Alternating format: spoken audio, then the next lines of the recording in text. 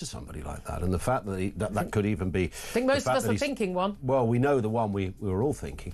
And he's not even in court to hear this. He's not in court. His age, of course, will have a factor on what he's sentenced with. It is, whatever way you slice it, horrific. Absolutely. Good luck, everybody. I mean, I know some of you, I said, maybe if it's distressing content, you know, we're going to do our best to give... We need to know the truth. We need to know what these kids went through. We need to know. Ian Collins up next. Really thank you to Philip Ingram, former senior military intelligence officer. Thank you very much for joining us. Do stay tuned. Ian Collins up next. More details coming up next. We get the sentencing. This is Talk. We are the home of common sense.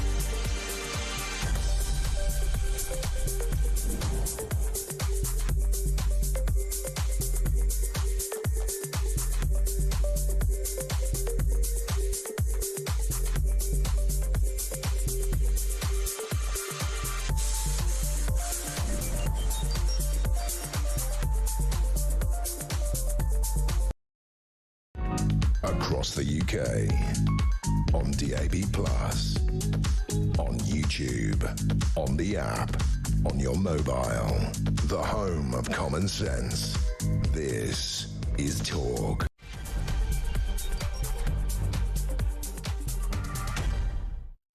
And yes, good afternoon. 3 minutes after 1 o'clock. Welcome to the home of common sense. The Southport killer, Axel Rudakabana, has been removed from the dock, as you've been hearing, during his sentencing for the murder of 3 young girls and the attempted murder of countless others.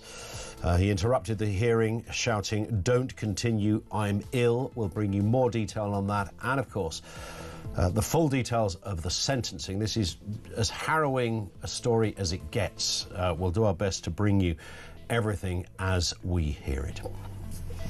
Also this afternoon, London is home to up to more than 500,000 illegal migrants. That's 1 in 12 of the population, according to a previously confidential report. I wonder why they thought they needed to keep that confidential. Can't imagine, can you?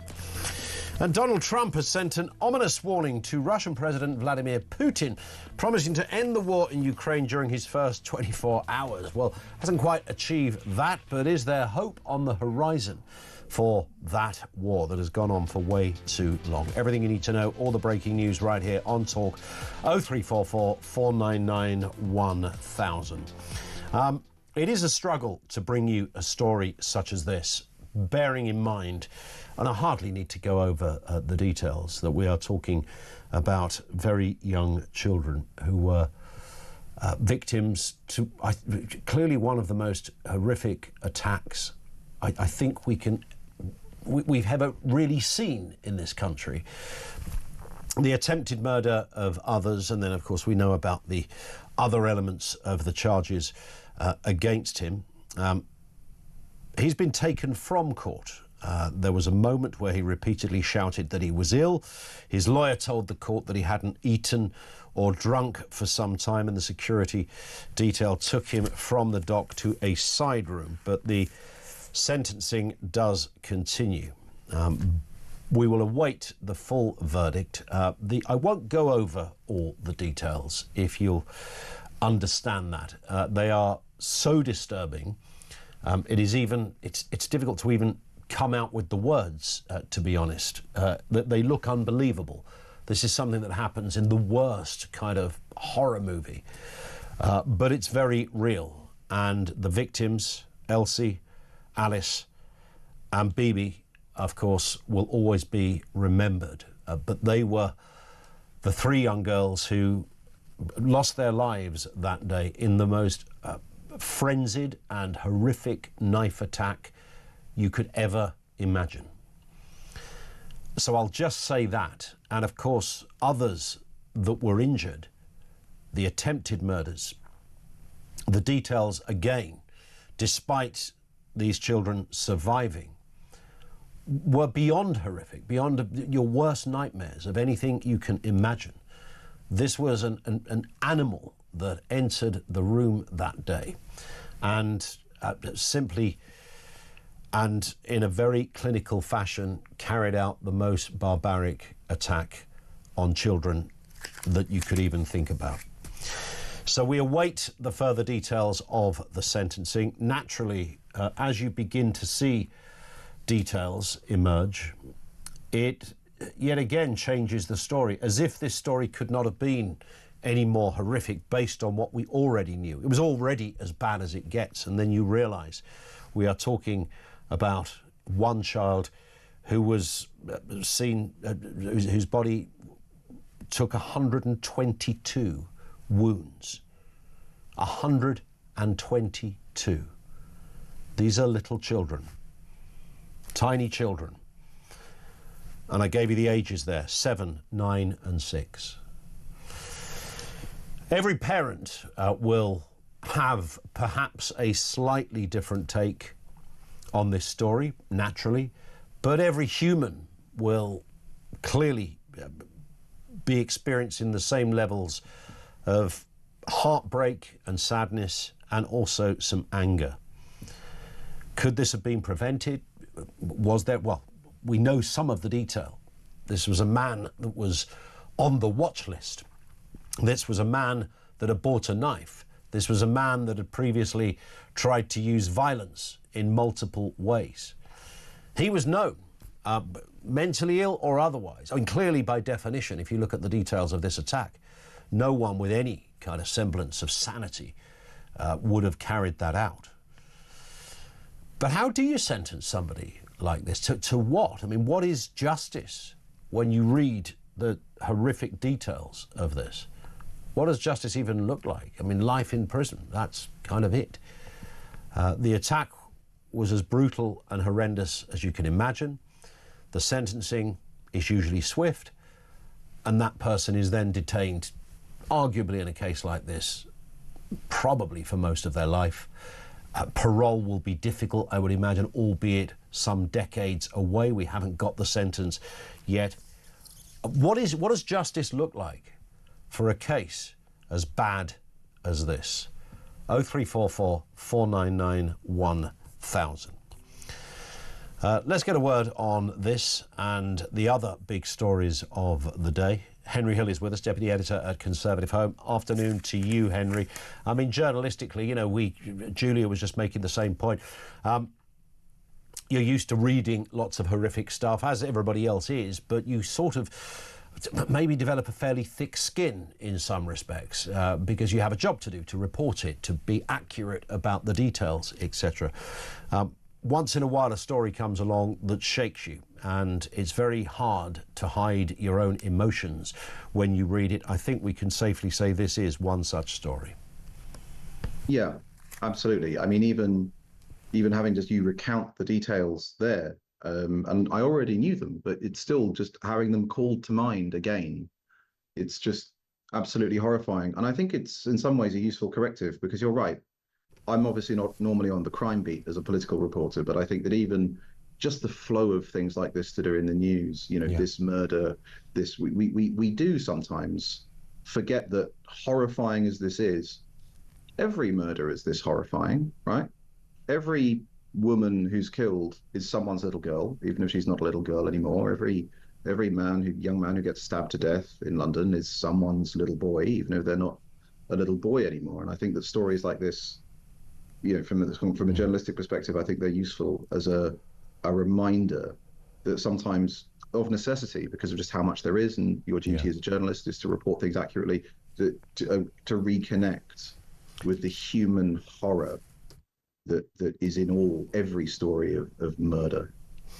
The court has broken for lunch at the moment. They resume at 2 o'clock, but we know prior to that the killer who's being sentenced was taken from the court.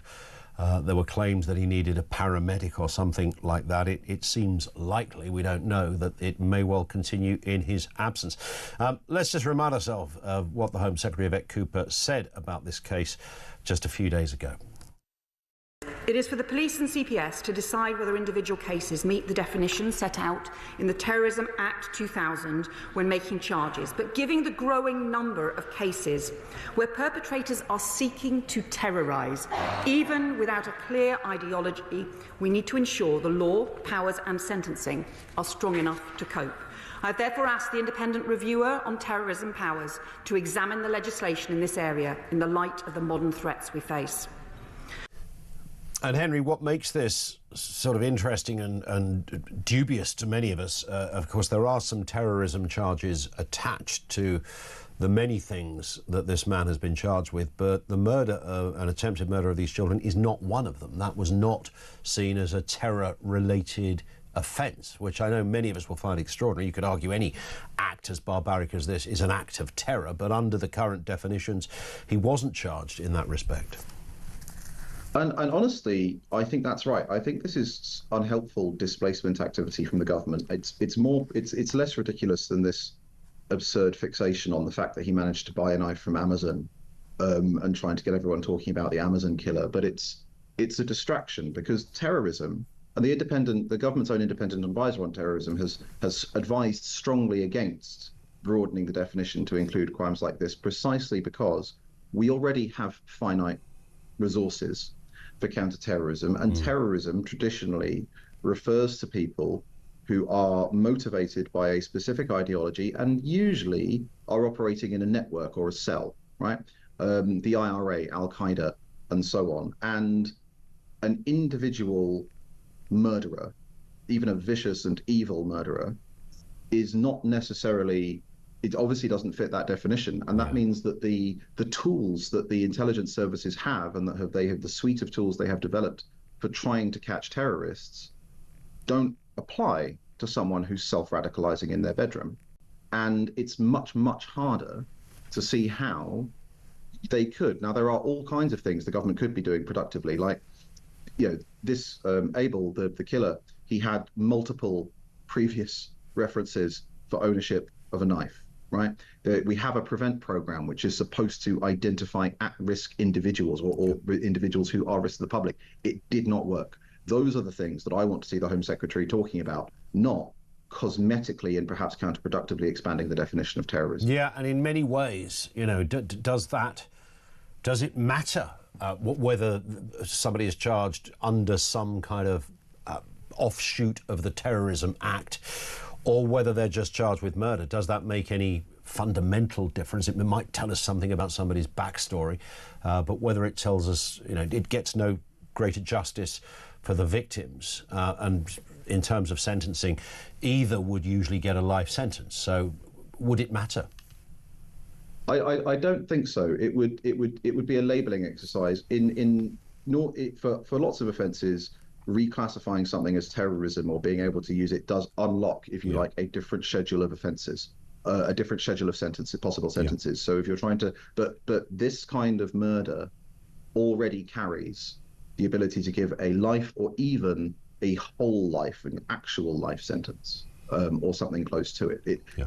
The murder of 3 people, regardless of motive, can carry the highest sentence in Britain. And so there's no utility, as you say, in terms of justice in calling it terrorism. Indeed. And obviously he ducks the whole life sentence possibility because of his age, and that throws up another question, which is a reasonable one.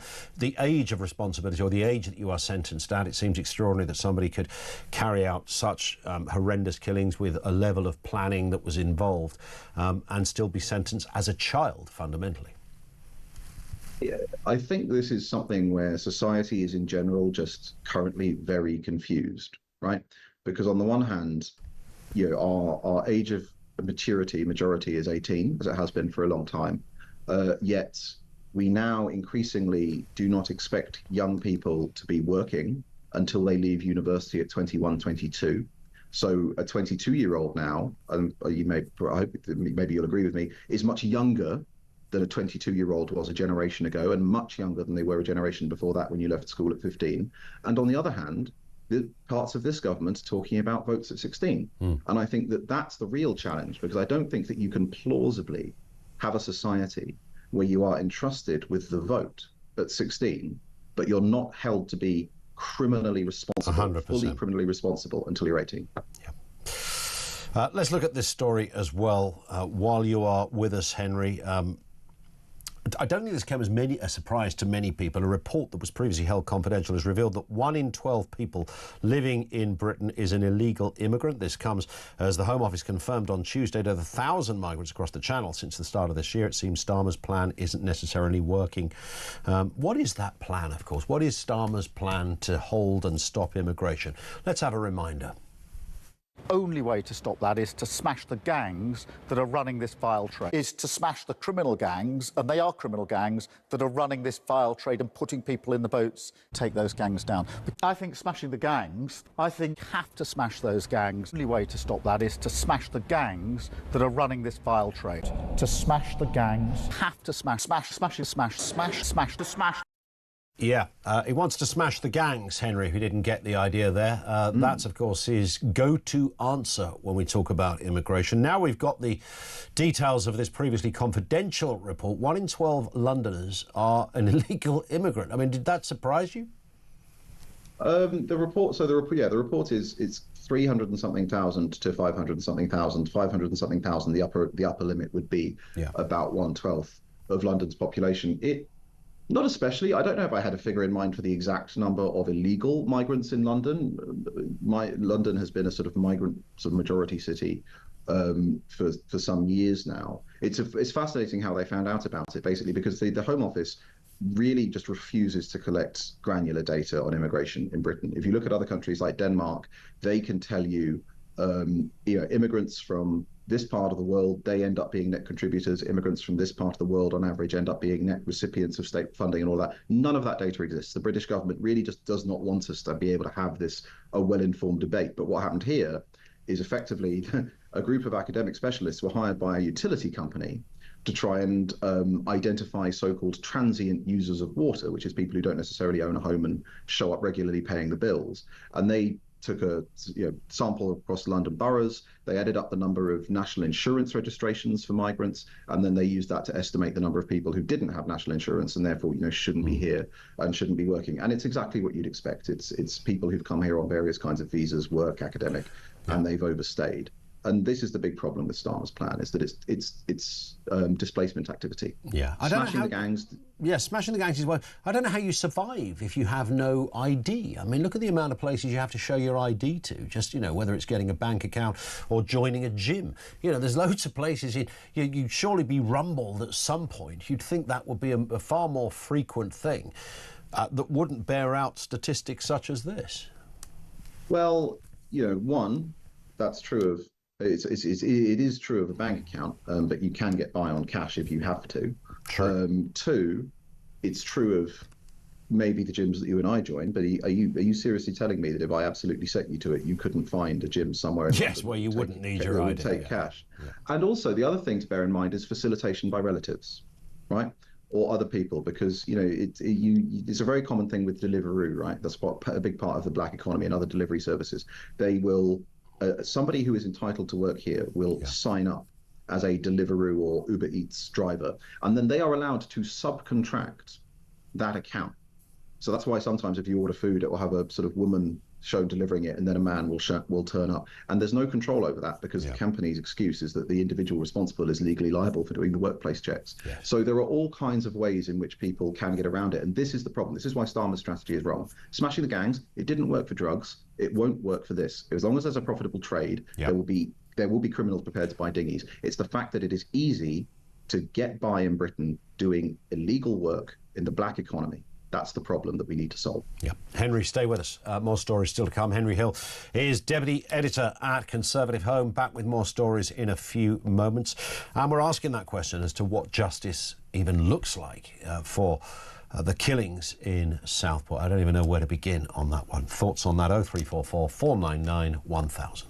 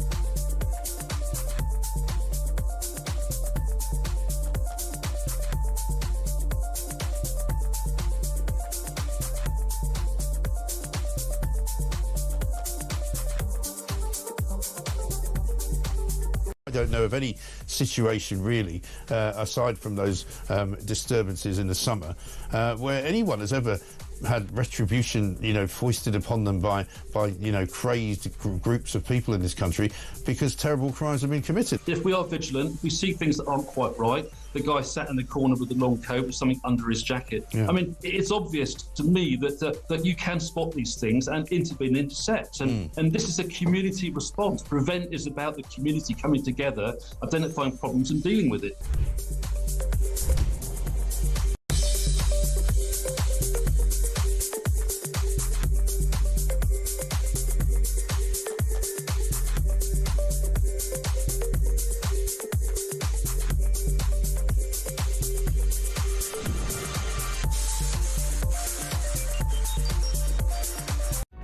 Across the UK, on DAB+, on YouTube, on the app, on your mobile, the home of common sense. This is Talk. It is Talk, 23 minutes after 1 o'clock. We've got Henry Hill with us from Conservative Home, looking at the big stories of the day. And this one, Britain will not shy away from robust action over Putin's spy ships. Well, we've got Trump at the moment, Henry. He's, of course, having words, apparently, either directly or indirectly, with Mr. Putin. And now our own man, Defence Secretary John Healey, is also throwing warnings towards Red Square. Let's have a listen to what Mr. Healey said this morning. And I also want President Putin to hear this message.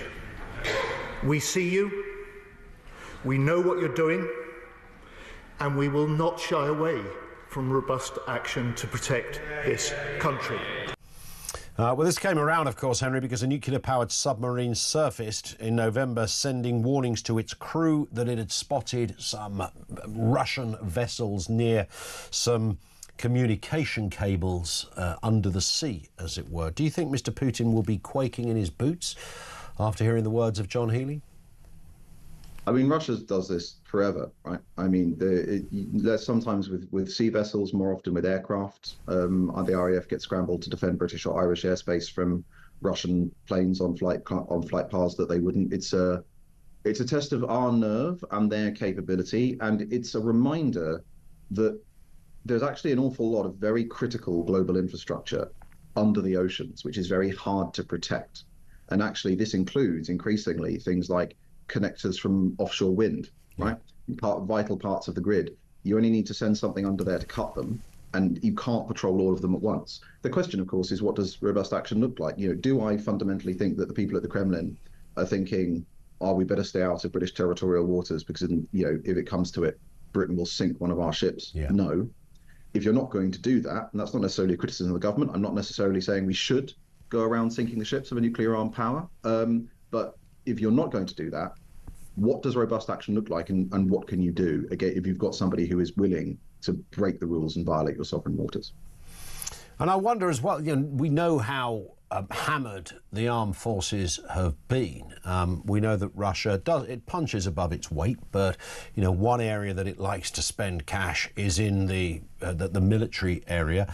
I'm not absolutely sure whether words from the Defence Secretary today, we see you, we hear you, we know where you are, kind of things, might have, the sort of Churchillian script, but falls on deaf ears maybe in the 21st century. We've not really got the might to back it up, and I'm not sure John Healey is the fearful character that's going to put the frighteners on President Putin.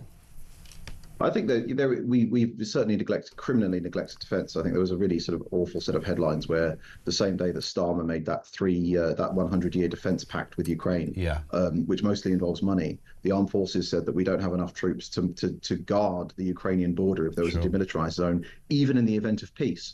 Russia, it's very easy to talk about, the Russian economy being the size of Spain's and all the rest of it. It's all true, but it spends 8% of GDP on defence. It has a much clearer idea than we do of what it wants its army to be doing and where it wants it to be, i.e. countries next to Russia. So there are serious problems. Putin won't be listening to us. He'll be listening to Trump because America has a much bigger role, vital role in the Ukrainian war effort. The question is, when Trump says, I know it sounds like he's talking tough to Putin, I want a deal. But the challenge is actually Zelensky as well, because it might be that Vladimir Putin is up for a deal where he gets to keep, even without international recognition, the 20% of Ukraine that he's occupied and crucially annexed, and now acts as if and says that are formally part of the Russian Federation. Yeah. But Zelensky's not going to go for that. I wouldn't imagine so. It's going to be interesting what the next few months pan out like in terms of that specific area of Ukraine and Russia. Final story here, Henry. BBC accused of bias, not for the first time, of course. This is claims that the Donald Trump's election victory was fueled by fear. One of the reports, this was their reporter John Sudworth, who interviewed an illegal immigrant, didn't interview any pro-Trump voices. Interesting, I read a report yesterday and I tried to, when you read something you think, oh, the next day I'll try and find where I read that. Can't find it for love nor money. But the BBC were accused of a pro-Trump bias by some people who were saying, hang on, all you spoke to was people who were wearing those big Make American Great Again hats, and there was lots of jubilation, big Trump supporters. Where were the critics? So, the BBC would say, well, we can't win on this. They've defended its impartiality, claiming it includes a wide range of views, including Trump supporters. And of course, to address bias, they don't have to show it necessarily on the same news report. It does. So you might have seen John Sudworth's report, which didn't interview any pro-Trump people, but the next day on the news, they can get away with that by saying, well, you know, we had the pro-Trump supporters on the next day news and didn't have any illegal immigrants or whatever it was. That's their answer to that. Is that good enough, Henry?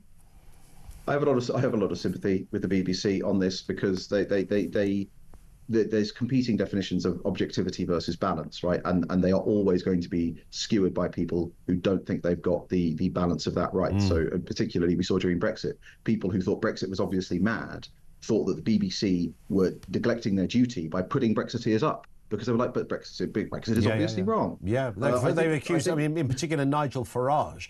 I think the count of how many appearances Nigel Farage had on the BBC outweighed any other single commentator. So that was seen as the BBC being pro-Brexit. I know, which is ridiculous. Sounds extraordinary. I think where the BBC, well, I mean, yeah, but I think where the BBC does suffer and struggle and can be legitimately criticised is when it says things with its editorial voice, even if it doesn't necessarily, you know, a thoughtless journalist writes Donald Trump's victory was based on fear. And that isn't a quote from somebody. Yeah. That isn't a description of analysis by somebody else. But that is spoken with the BBC's voice. That's editorialising the facts, right? Yeah, exactly. That's what the BBC can be rightly criticised for. Correct. It's not. I'm sure it's not policy. It wasn't the Director General making that decision. It's the biases of the individual reporter. But it is something they need to be much more careful about. Indeed. Henry, thank you. Henry Hill is Deputy Editor over there at Conservative Home. Thank you to him. We're going to come back to that question. What does justice look like for the Southport victims?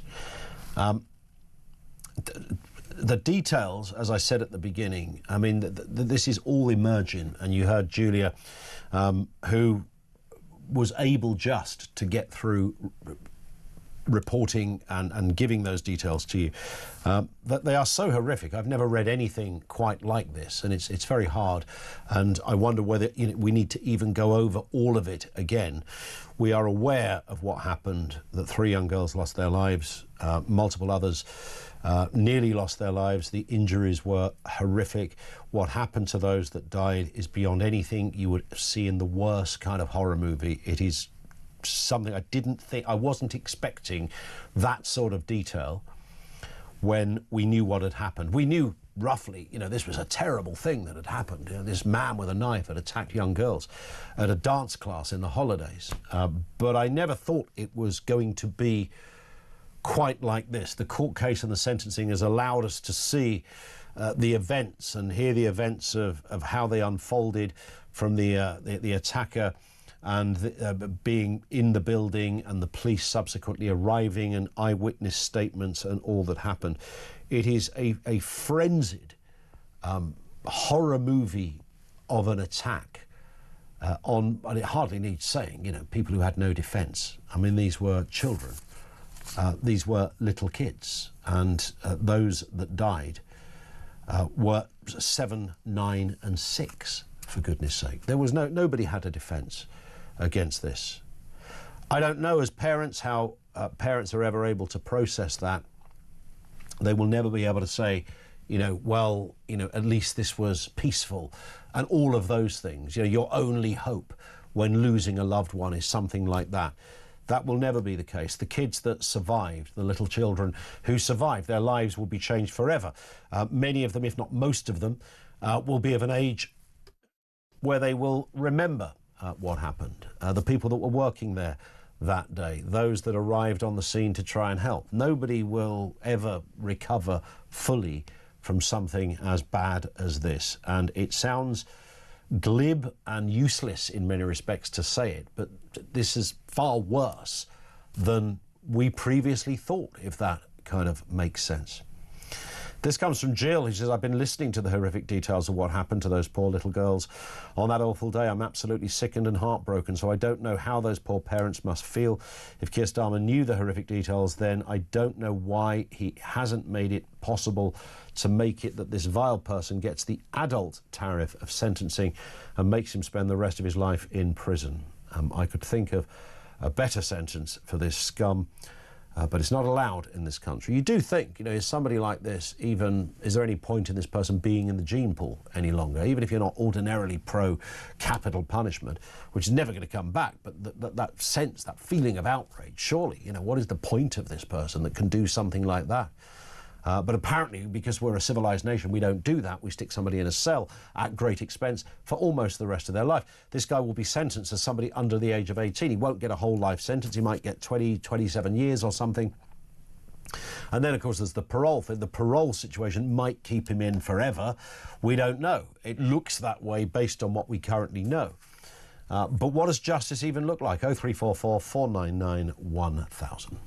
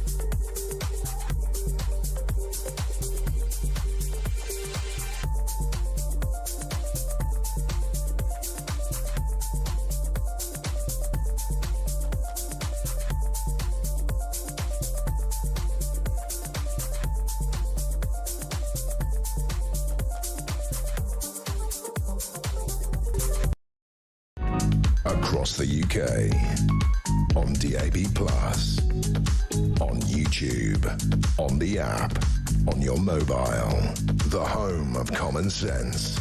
This is Talk.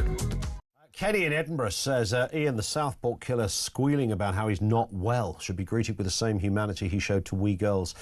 Absolutely none. I don't give a monkeys about human rights in this case, because human rights are for human beings. He's not even an animal, and there is that absolute sense, and I think that sort of speaks for, thank you Kenny for that, that speaks for most people I think who are hearing this unravel. Deborah says, I know it's hard to hear, but holding information back is what started the riots. Starmer knew this information before labelling all of us far right. It's hard to hear, but it must be heard. No one can imagine it unless you experience it. Starmer must resign and dissolve the Labour Party. In fairness, this level of detail would never have been given by any Prime Minister or officer. This would only come out really in a court case or in a sentencing. It would be almost like having a pre-trial via social media. But I do understand what Deborah is saying, the sense that something as awful as this should have been better reflected by our leaders. I know that they are not there to inflame, they are not there to prejudice, we get that, they're not there to take a side. I don't dispute that, but I think there were things, I don't think Starmer's announcement or what he said or what he didn't say would have had any huge effect on much, to be honest. But simultaneously, I think there were things he could have mentioned at some point down the line. I mean, in the first days, details are sketchy, have to be confirmed, forensics and goodness knows what else. Some of that could have been mentioned without prejudicing a trial. We know that much. But of course, the advice he gets is don't go there, don't mention it. This case is so messed up. I think if I was the Prime Minister, I don't even know what I would be saying on this. I maybe saying nothing at all was, after all, the best route. I don't think it's a cover-up in that respect, but just a sense that the Prime Minister isn't reading the room. Simultaneously, I'm not sure what his words should have been. It is such an awful story, and the court has heard the man responsible for killing the girls at a dance class claimed he was happy, so happy, following the attack. This was taken from comments he made at the police station after his arrest. We are talking about now 18-year-old Axel Rudikabana, removed from his sentencing hearing this morning around about lunchtime after he complained about feeling unwell. Witnesses reported hearing screams just moments after he entered the building in July back there in Southport. Judges are unable to hand him a whole life term because he was 17 at the time of the offence. Let's get a word with the Reverend Nims Obange, who is CEO of the Peace Alliance. That's an initiative which works to reduce youth violence and give support to families and victims of crime. Nims, good to have you with us. Nice to speak again. I mean, you also would have been seeing and digesting the details of this case. They are so beyond horrific, but worse than anything we could have imagined, even after hearing what we initially knew. This is almost in another league of horror. Absolutely. And I do want to say I express just deep sense of condolence and grief for the families and the community that experienced this. I recognize that, like you were just speaking, if you were Prime Minister, what would you do? If I was Prime Minister, what would I do? It's a very difficult situation. I used to chair the London Criminal Justice Board Advisory Group and overseeing criminal justice for London and looking at the issues of violent crime. You spend time with the families of victims, and I know that right now these victims need a lot of support in that community.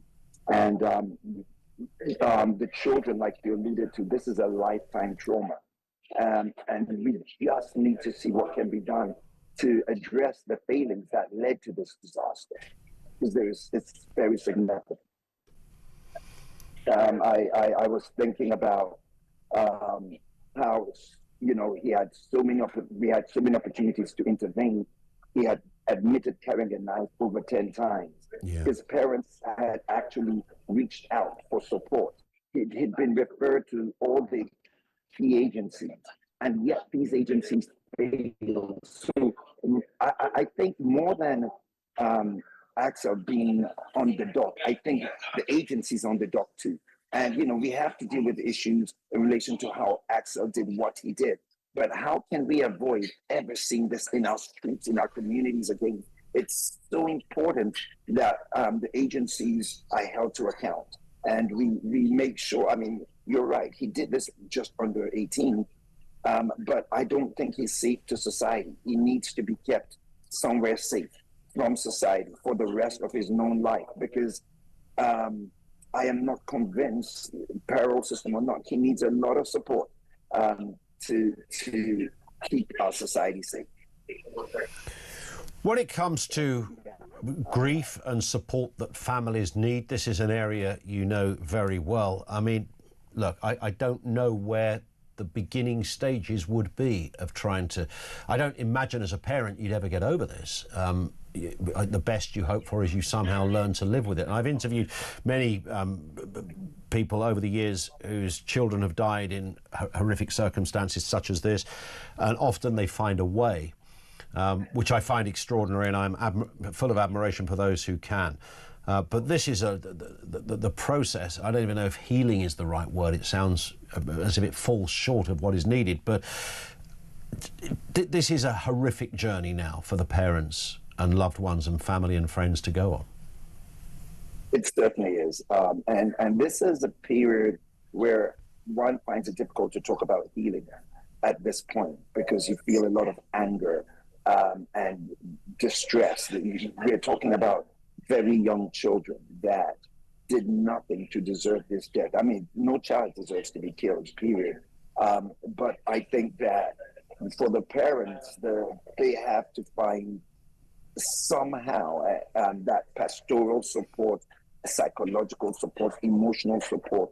And they need to talk through this over and over again, because they'll never see their loved ones in this circumstance, knowing also that the young man, by the laws of our nation, may be released from the prisons if proper interventions are not in situ. Knowing that he could be let out at any point in time after X number of years is also a point of trauma for them. So I think we just need to keep a watching brief on this and make sure that not just the parents, because here we're talking about 3 kids who've been killed, but we're also talking about 10 other victims. You know, those who made it alive, but they have been one way or the other affected by this trauma, and 100%. We need to look at what support they get, because we're dealing with the trauma of death, but we're also dealing with the trauma of injury, and that scar is on them forever. And so I would really ask that. Whilst, you know, again, I thank God for what you guys do in the media, and you support families like this in different ways, but we just need to not walk out from Southport after this is over. We need to make sure we're there to support that community. 100%. Reverend Nims, thank you for your time, sir. Nims Abunge, MBE, CEO of the Peace Alliance. Look, there's no way you ever get over that, right? As a parent, there's just no way you can find your way through that. I know that there are extraordinary examples, and I don't know whether people find a way of kind of compartmentalizing grief. I think that's probably exactly what happens. You know, you put it in a certain place, and somehow through a lot of hard mental work, you move on. I just can't imagine how you can move on from attacks, an attack like this. I don't know how you would do it. And for many of those families, well, all of those families, you know, now today this case will be over. This animal will be sentenced. It will look inept as a sentence. It will be full of shortcomings. It looks as if he won't even be there at his own sentencing, which is something I feel quite strongly about. I recognise it's quite hard to force somebody to be there if they don't want to be. All they've got to do is make a lot of noise, and therefore you don't hear anything. We've got Chris Dorr, the KC, coming on a little later as well. He'll be able to shine some light on sentencing. He feels quite strongly about areas and where prison is used and misused. One particular area, of course, has been some of the people that were jailed for social media comments on after what happened in Southport. And Liam picks up on that point. He says Keir was quick to call rioters far right, assuming their motive. Yet the Southport killer could not be considered a terrorist due to not knowing his motive. Is that not two-tier? Well, yeah, I mean, that's a terrible look. I agree, and the Prime Minister shouldn't be making any kind of comment. I think, you know, his defence will be, well, sometimes you can see something and you call it out for what it is. He was wrong. He was wrong to do that, because that, in effect, does prejudice a potential trial. I think a good lawyer from any of those people that were jailed for things they wrote on Facebook could have probably had their client pleaded guilty and it gone to trial with a jury. Could have probably said, my client can't get a fair trial because he's already been branded far right by Keir Starmer and Angela Rayner and many others. So, end of. 03, I'm not sure there's a full equivalence, but I get the point that Liam is making. Matt says this piece of scum, if he stays in prison for the next 50 years, will cost the taxpayer £2.5 million in board and lodgings. At today's money, society should not have to pay for this. We need the death sentence for cases such as this. One in from Alan in Nottingham, who says this unspeakable Southport incident highlights a significant issue with the UK criminal justice system. Prison does not rehabilitate offenders, so how can parole even be offered within the terms of any kind of sentence? And you just hope in a case such as this. I mean, almost the best we can hope for. This Ruda Cubana character is going to get a lengthy sentence. But because of his age, it won't be the same lengthy sentence he might have got if he was 18 at the time of the offence. So, realistically, would that look like something between 20 and 30 years? I mean, if it was 25 28 years, you know, this guy's going to be out before he's 50, potentially. But I would sense with this, you know, there's clearly a man who is absolutely mad, a frenzied individual whose brain has ceased to function in any kind of human way. As a result of that, it's likely the parole board will never ever give the green light to his release. That's how it certainly looks at the moment, but who knows. They are back in court at 2 o'clock. There was a break for lunch. Of course, if you didn't hear the news earlier, the offender, the killer in this respect, Axel Rudakabana, was removed from court after he complained of feeling unwell. He was heard to be shouting. His lawyer said he hasn't eaten or drunk anything for some time. He was taken away by security into a side room. Will he return after this break? I don't know. But the sentencing will continue, and we'll bring you the details of that as we get it right here on Talk.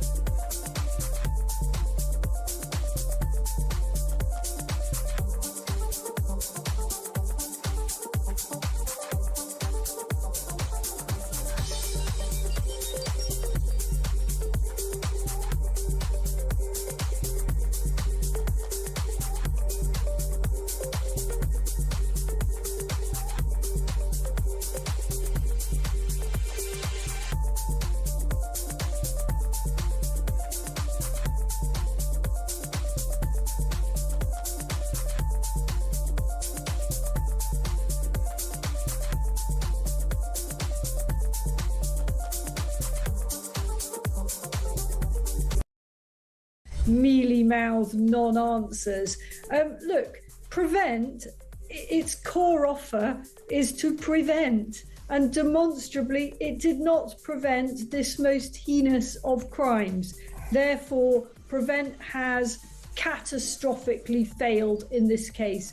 And why don't people, all people, just admit that? It's no good sitting there or standing there and say, prevent is brilliant, it's prevented loads of stuff. It didn't prevent this.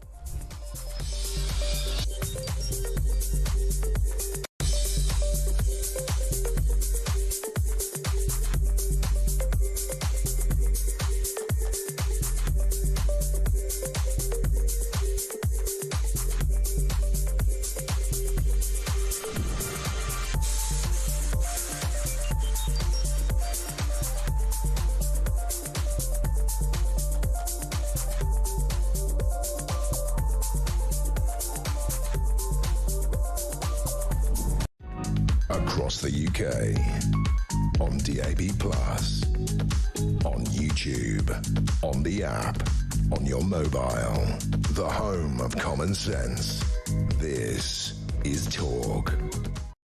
Ben in Taunton says, you're right, Ian. Very, very occasionally, certain individuals just don't deserve to walk the planet anymore. He is one of them. Doesn't deserve to be in the gene pool anymore. Desperately sad. Ben, spot on. It's beyond sadness. It's beyond human comprehension. Simon is in Nottingham. Afternoon to you, Simon. And I understand you know what it feels like, sadly, to be the partner of somebody who was a victim. Yes, good afternoon.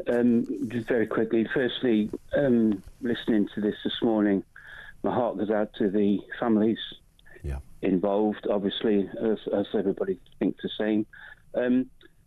What I'm calling for really is a sentencing, is that I was a victim, or my ex-partner was a victim of a murderer who was 14. He constantly got 16 years, which was recently reduced to 15 years, and then recently reduced again to the rest of his spell in an open prison. So basically, for murder, he served probably about 13 years, and the rest will be in an open prison. And he's still in prison, is he? He's just been moved to an open prison. He's due out next year now, which we thought it wouldn't be till about 2028. So he was 40, so he killed, 14. Murdered your partner? He murdered my partner, and it was actually his mother he murdered. Right. It was a very well-known case. But my main reason for calling you is, of course, the sentencing was limited because of his age. Yeah. But similarly to what this chap's done, obviously, I think it's ridiculous. There's certain murders, murder's a murder, but when you murder people in such a horrific way as this chap's done, he should be given the stiffest sentence possible and not be allowed out. It's simple as that. What is this line of criminal responsibility in sentencing people as a child? Some might say 14 is different to 17. I don't know. What did you feel at the time should have happened to your partner's killer? At the time, I felt he should have got life, regardless of the fact he was 14. He planned the murder, as this chap planned the murder. So, there's a certain element that if you plan a murder and you carry it out, you should be held, you should get the stiffest possible sentence, which in my mind is life. And life should mean life. Yeah. It shouldn't be, okay, you'll be out. I mean, with respect, I'm sure the chap we're talking about today, he won't be out in 14 years. I think everybody realises that. And he probably won't be out ever. But the point is, he'll have that minimum sentence or maximum sentence, and there is a chance in the future, probably when none of us are around, that he will come out, Yeah. And then where does that leave people? And how do you feel about that? Somebody coming out of jail that had murdered your partner. What does it make you feel like?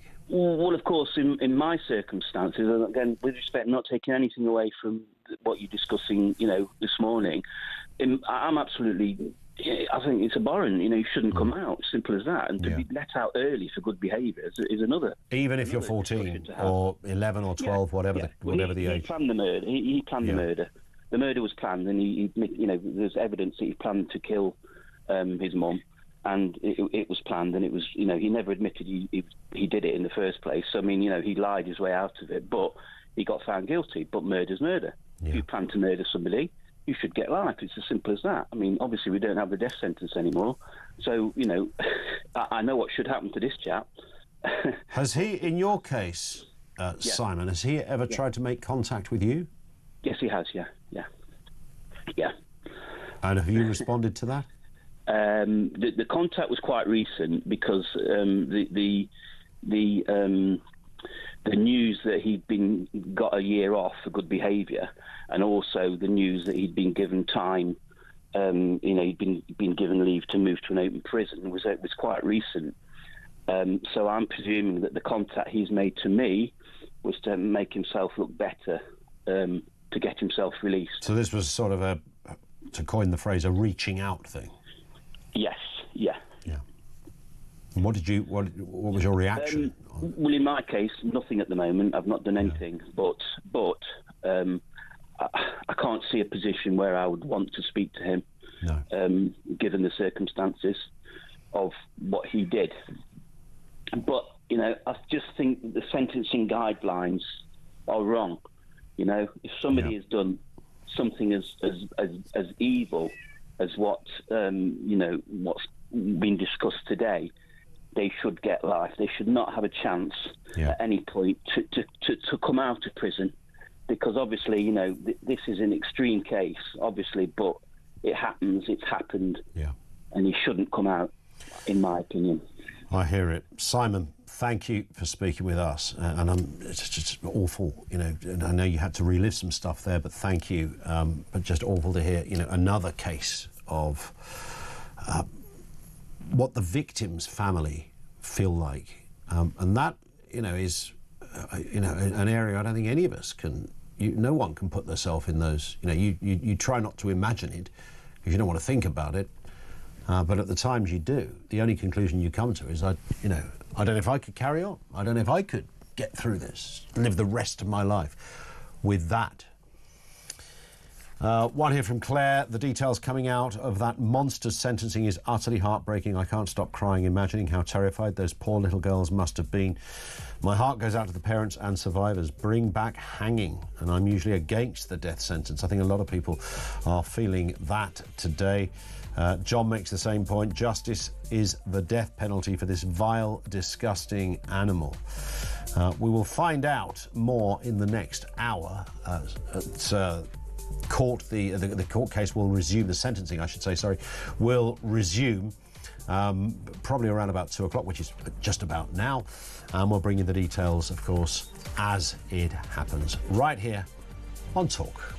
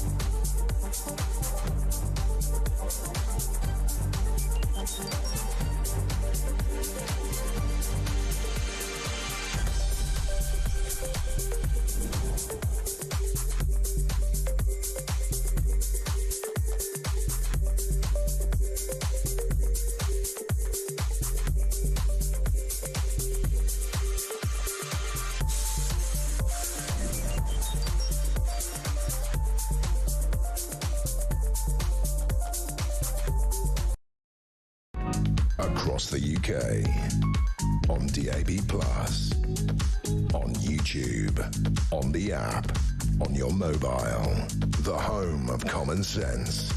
This is Talk.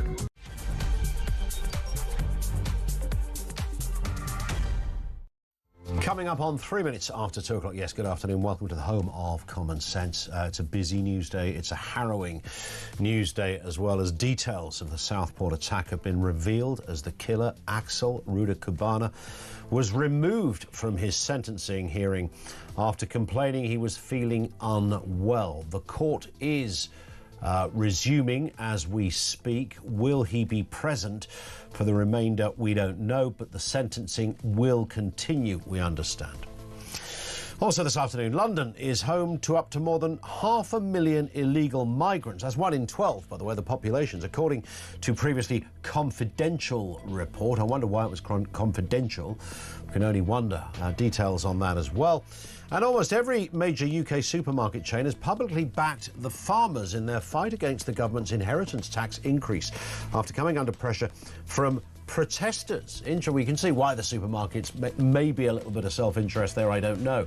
But not usual to see huge corporations and companies taking a side on political matters. More on that as well. Everything you need to know, all the breaking news right here on Talk 0344 499 1000. Ian says if they want to lower the voting age to 16, they should sentence 16-year-olds as adults. I mean, I think that's an irredeemable fact now, isn't it? If you're going to lower the voting age, you think of all the things you can do at 16 now. You can join the armed forces, goodness knows what else, get married. But you and vote, assuming this all goes through Parliament, which I think it will. But you can't be sentenced as an adult. You are sentenced still as a child, and I think that seems to many of us to be somewhat at odds with logic. Let's get a word on the big stories. Brendan O'Neill is chief political writer at Spiked Online. Brendan, afternoon to you. Hey, Ian, how you doing? Very good, thank you. Nice to have you with us. We've been hearing these horrendous details of the Southport killer. I'm really going to repeat what I've been saying throughout the first hour of the programme, Brendan. You know, we knew this was already a horrific attack that had taken place. I don't think any of us in our wildest nightmares could have imagined it was quite as bad as we are hearing. It's possible that the killer won't even be there for the sentencing. He was removed from court just before they broke for lunch. But it certainly throws up all manner of questions about our criminal justice system, about the openness of our leaders, etc. And of course, you know, how this man or what justice even looks like for a killing spree as horrific as this. Yeah, truly horrific. An act of just evil. I mean, that's the only way to describe it. It was an act of evil. It was an extremely nihilistic assault, not only on those young girls, but on Britain itself. I mean, one of the prosecutors said this was an attempt to strike fear into the country, and that is what it did. People were horrified and terrified that this kind of violence could happen in Britain. As you say, it raises all sorts of questions. I really dislike the way that he's being referred to as the Amazon killer because he got a knife from Amazon. Look, there might be questions to be answered about how easy it is to buy a knife, maybe. But that is such a deflection from what we really need to be talking about, which is there were at least 15 opportunities, according to the Times, when he could have been stopped. He was referred to prevent 3 times. It was known that he was carrying knives. It was known that he had a fascination with the death of children. We know that his father tried to stop him from carrying out an act of violence at his old school. People knew this. And the criminal justice system, the police and the education system didn't do what I think they should have done. So, you know, this act of evil is on him and him alone. But it does seem, the more we hear, it does seem that he was ever so slightly aided and abetted by a failing state and by a state that has retreated from its responsibility to keep citizens safe. Yeah, and it's the same kind of script, isn't it, that follows these horrific attacks. You know, we often see it. We've seen it quite recently with a child that has died as a result of abuse at home, and then you discover, you know, the doctor knew something, the social services knew something, the police had turned up 100 times at the house, and, you know, anyone in the neighbourhood could have said, you know, this is a really challenging household. Everybody knew, nobody joined the dots, you know, and then you get that horrendous vacuous platitude from politicians, you know, lessons will be learned. You know, a lot of these things, you know, I've never been I'm not really a tub-thumping law and order type. I don't think fear of crime is always a useful response. I do think we have to approach things in a very cool way and a very careful way and make sure that people are safe and not fearful. That's what an ideal society should look like. Yeah. However, there do seem to be a growing number of cases where it's not only a criminal act by an individual or an evil act by an individual, but it also seems that that act was made more possible by the failings of the state and by the failings of society more broadly. The killings of children by neglectful parents, as you say, the rape gang scandal, which everyone has been talking about for the past few weeks, the Southport stabbings, of course, all of these things, there are huge questions to be answered as to why officialdom didn't clock a problem sooner. Yeah. And I think it speaks to a corrosion of the state and its sense of duty and its sense of coherence. It also probably speaks to a corrosion of social bonds. Why aren't we looking out for each other a bit more? Why aren't we keeping an eye on that crazy neighbor or those problematic parents? Why aren't we taking more action? Why are we now more likely to film an assault if we see it in the street rather than intervene and try to stop it from happening? I think there is a tearing of the social network, the social fabric itself, which probably is making criminal activity worse than it would otherwise have been. Yeah. And there is a line, of course, where people will argue, not unreasonably, look, if somebody is really mad and determined to kill somebody or do horrendous damage, they can, and there's no law of the land or initiative that you can really put in place that could stop a determined killer, a psychopathic killer, in their tracks. But that's not really what we're talking about here with this character, because there were, we did know who he was. We literally had almost a textbook, as you rightly said, Brendan, 10 opportunities or more to catch this guy or stop this guy, and we didn't do it. So the system was in place, but the manifestation of that system was woefully inadequate and lethally inadequate. You're absolutely right. However much we would like to stop people from being evil so-and-sos, you're never going to be able to do that across the board. There is always going to be a Dennis Nielsen, a Fred and Rose West, a Moore's murderers. Those people, sadly, are going to be out there. Everything should be done to catch them sooner rather than later. But sometimes that stuff can't be stopped. That's the tragic truth. But in this case, and also in the case of the rape gangs, which, let's not forget, didn't only involve pimping and rape, but also killing. Some of those girls were killed. Yeah. And in some of these more recent cases, the situation is that people kind of knew what was going on, or they certainly knew that this individual was a problem, that this individual in Southport had problematic ideas and strange ideas and a fascination with knives. Things were known, and action was not taken. And I just think we live under a state at the moment which is obsessed with telling us how to behave. Don't eat this, don't smoke too close to the pub entrance, don't raise your kids this way. They lecture us all the time and wag their fingers at us all the time, but they don't do the stuff they should be doing, which is keeping us safe from crazy people, keeping us safe from crime. We live under a state that does too much of what it shouldn't be doing and not enough of what it should be doing. Yeah, it wants to make sure our kids clean their teeth. But the stabbing stuff, they're a little more relaxed about, it seems. I mean, it's curious to even put it that way. Let's move to another story, Brendan. I mean, who'd have thought this, by the way? Is it possible that Rachel Reeves has gone from zero to hero over net zero? Because we're looking at this curious situation where she says boosting the UK economy must trump Labour's dash for net zero as she pushes for new growth. That could include the third runway, all sorts of other issues. Could be a mighty fallout. I mean, this could be a really big fallout, unless they're going to choreograph and do this behind the scenes. But it looks as if she is monumentally at odds as Chancellor with the man, the evangelist that is charged with making us safe and prolonging the longevity of planet Earth, Ed Miliband. I like what she's saying, because I think net zero is a destructive policy. If you look at it in detail, it will cost billions. It won't really do anything to lower global emissions, because all it fundamentally means is that we won't dig for our own oil and gas in the UK, and we'll have to import it from somewhere else, which actually can increase emissions because these things are not always dug so cleanly in other countries. And then, of course, there is the transport impact as well. So net zero won't really help the planet. It will dent the exchequer. It will put a hole in the pockets of ordinary Brits as well. I think it's a destructive, almost suicidal policy for the country. So I like the fact that she says economic growth is more important. I'm not sure I believe that she's going to go along with that. I'm not sure I think she will follow through, because the Labour government is deeply wedded to the net zero idea at a really fundamental level. And where is the evidence that she's pursuing serious economic growth? The third runway at Heathrow, great, that will create jobs, it will expand Heathrow's capacity, that's important. But where is the real growth, the reintroduction of a proper industrial technological mindset into the government?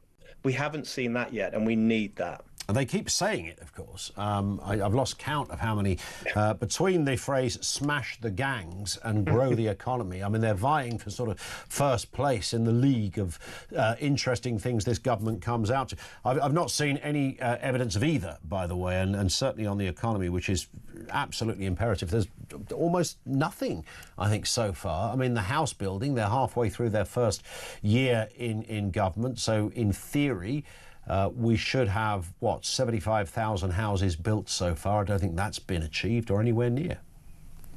No, this is a government that's very good at sloganeering, very good at posturing, very good at coming up with one-liners. Actually, not that good at one-liners, but, you know, they repeat ones that they come up with all the time. But not so good at following through, not so good at making good on their slogans, such as smash the gangs. You know, we're still having people turning up on our shores every single day.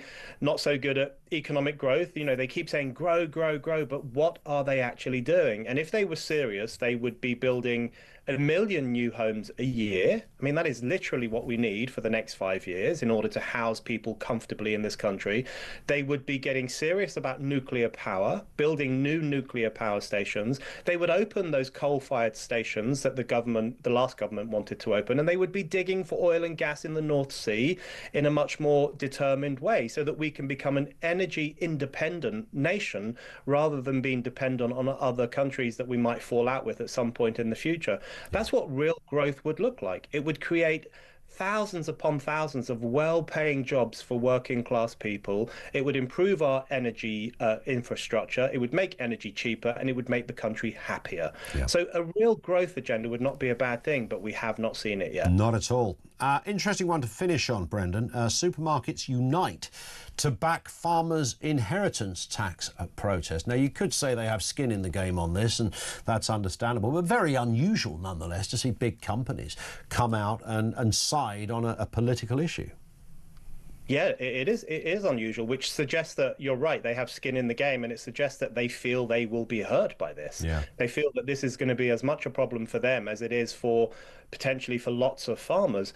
And I think one of the Tesco spokespeople said, you know, this is about food security.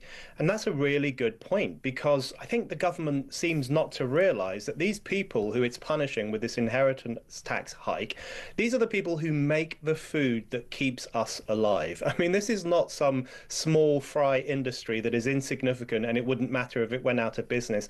This is an essential industry. These are hard-working men and women. They make the foodstuffs that we all eat every single day, and they do a wonderful job for this nation. They keep the nation ticking. And it really speaks to how aloof and out of touch the political class has become, that they think they can just attack even the farming industry, even the people who make the stuff they're eating while they're coming up with these dumb policies. So I'm glad the supermarkets have got involved. I think there is definitely self-interest there, but it's a self-interest that could be beneficial politically, because I think it might give Labour pause for thought on this destructive policy. Well, we're going to watch with interest, but we don't hold our breath, of course, because there's nothing governments like less than having to row back on something, even if it makes no sense in the first place. Brendan, thank you as ever. Brendan O'Neill, chief political writer, Spiked Online, and author. Thank you to him. We understand the Southport killer's sentencing resumes. The judge has said that he is fit Rudakabana fit to go back to court. That doesn't mean to say he will go back to court. Prisoners can refuse. And what do you do? How do you make that? We've argued this point. We've done whole phone-ins on this, whether somebody should be compelled to sit there. I've argued the point with Chris Dorr, the KC, who's going to be with us in a bit as well, to talk about we booked him in to talk generally about the law, but there's a lot to be said on this and some other similar cases as well. How do you force somebody in a courtroom? I think, when justice is done, seeing the eyes of the person as they are sentenced is almost part of it. The person guilty, the guilty party that's carried out such unparalleled horrors such as this, should be seen in the austere backdrop of a courtroom. A judge, a jury, the person, the accused, needs to be there to face the final justice, the sentencing.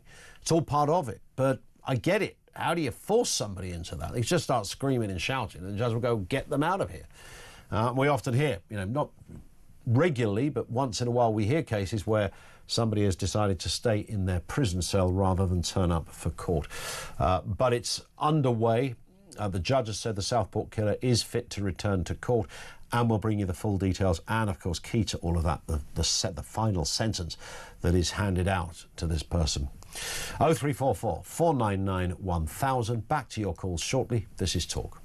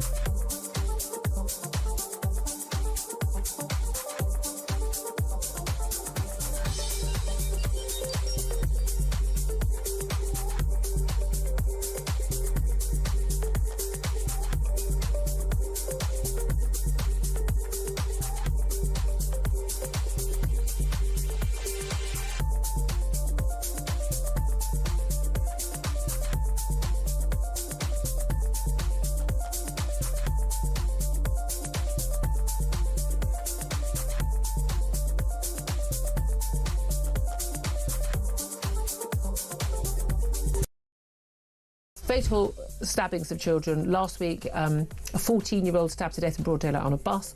A 12-year-old stabbed to death. A 14-year-old under arrest. Question: how do we tackle knife crime? Because I'm not sure the government's got a good plan on this. No. Certainly don't think the London Mayor Sadiq Khan has a good plan on this. Well, how do we actually tackle knife crime? Because I've got a funny feeling it's kind of about the people more than it is about the actual weapons.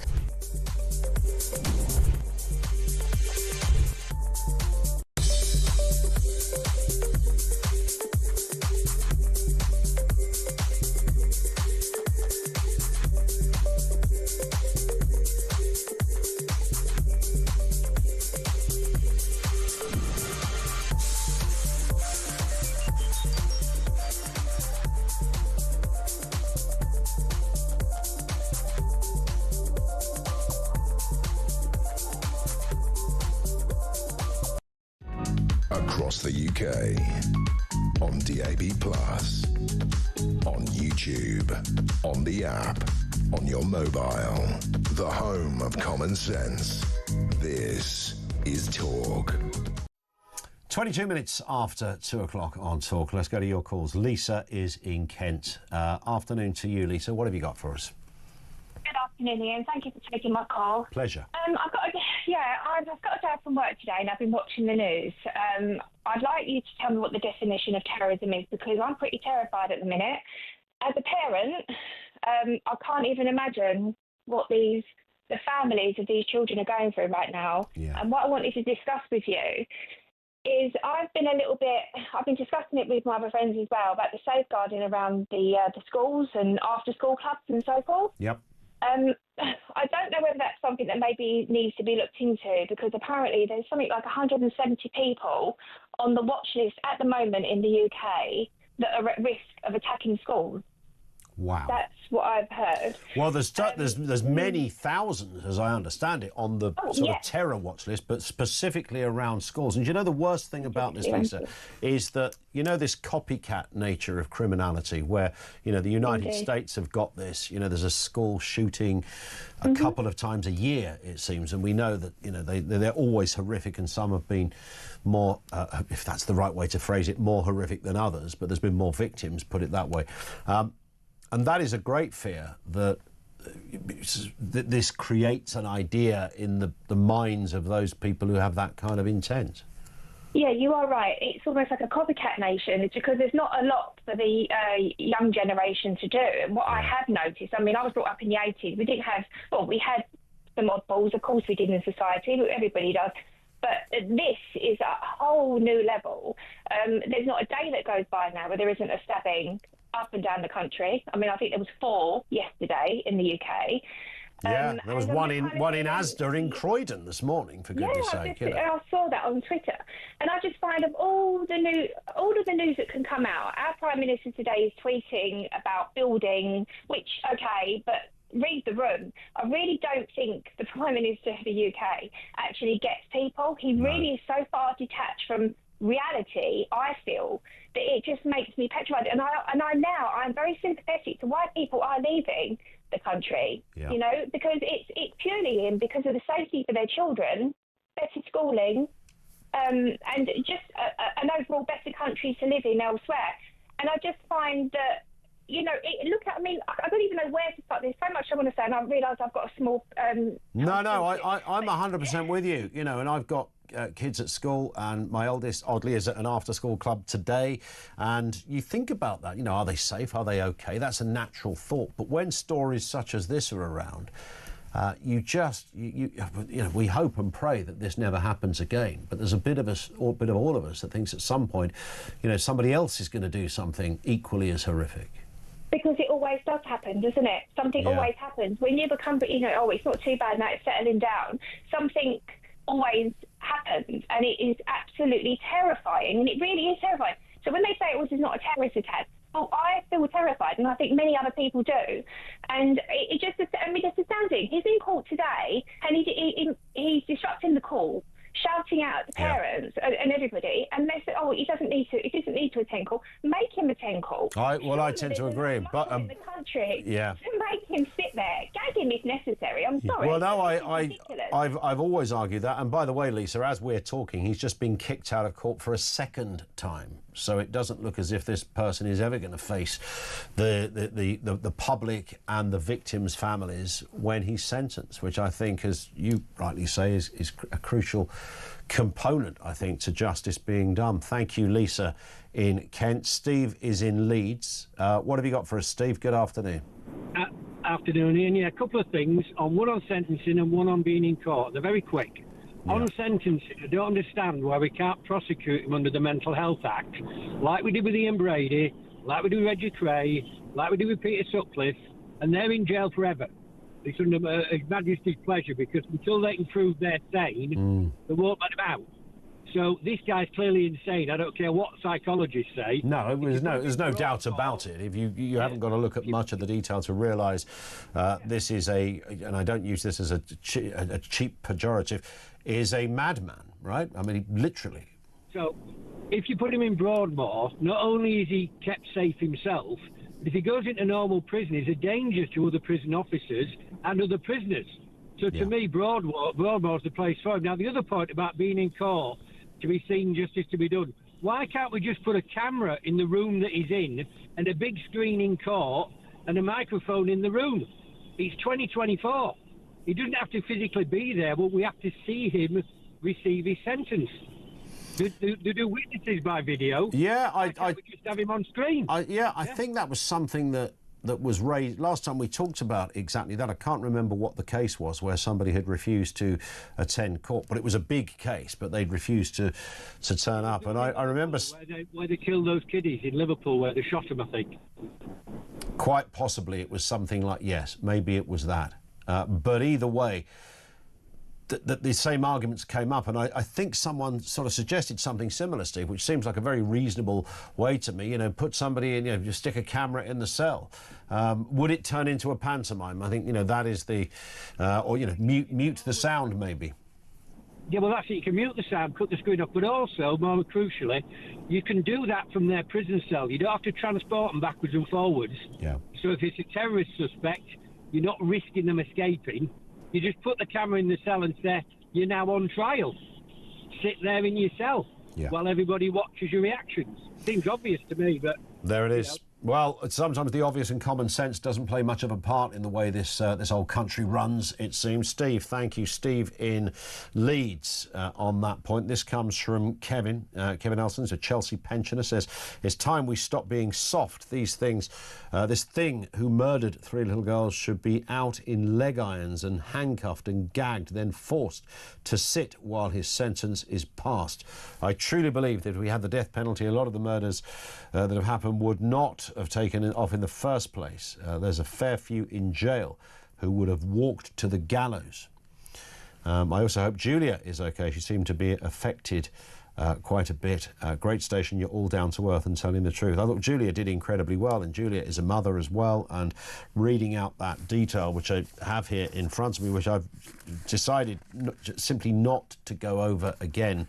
It is there online for people that want to see it, and I'm only going to repeat what I said in the last hour, that having, I think like everybody else, we'd already concluded that this was the most horrific of murders and attacks and attempted murders. But when the detail today in the court case began to come out, never in our most horrendous nightmares could we have imagined that it would have been as bad as this. I mean, I don't know if that's even the right phrase. Something that's already as bad as it could get, gets even worse almost, because you get a nature and an understanding of you get an understanding of the frenzied nature of this attack, which was beyond barbaric. You wouldn't get it in a horror flick. It's just somewhere else. I don't think I've really read anything that has these kind of details, and someone who committed such evil, unspeakable, atrocious acts in such a mad and animalistic and frenzied manner. Yes, you have to conclude this is somebody who is literally insane. But of course, the authorities already had a clue that he might be taking this path, because he'd been previously caught with a knife. He'd gone to school to create violence. He'd attacked somebody in school. He had been referred 3 times to Prevent. You know the details. We're going to talk to Chris Dorr in just a moment. Chris Dorr is an eminent KC. People often accuse Chris of going, he's a left-wing lawyer. Chris is a lawyer. He's a defence lawyer. But he does have some interesting views on who should and shouldn't be in prison. We'll get his take on what is happening at the moment, particularly with the killer in Southport being removed from court again. The sentencing, by the way, carries on.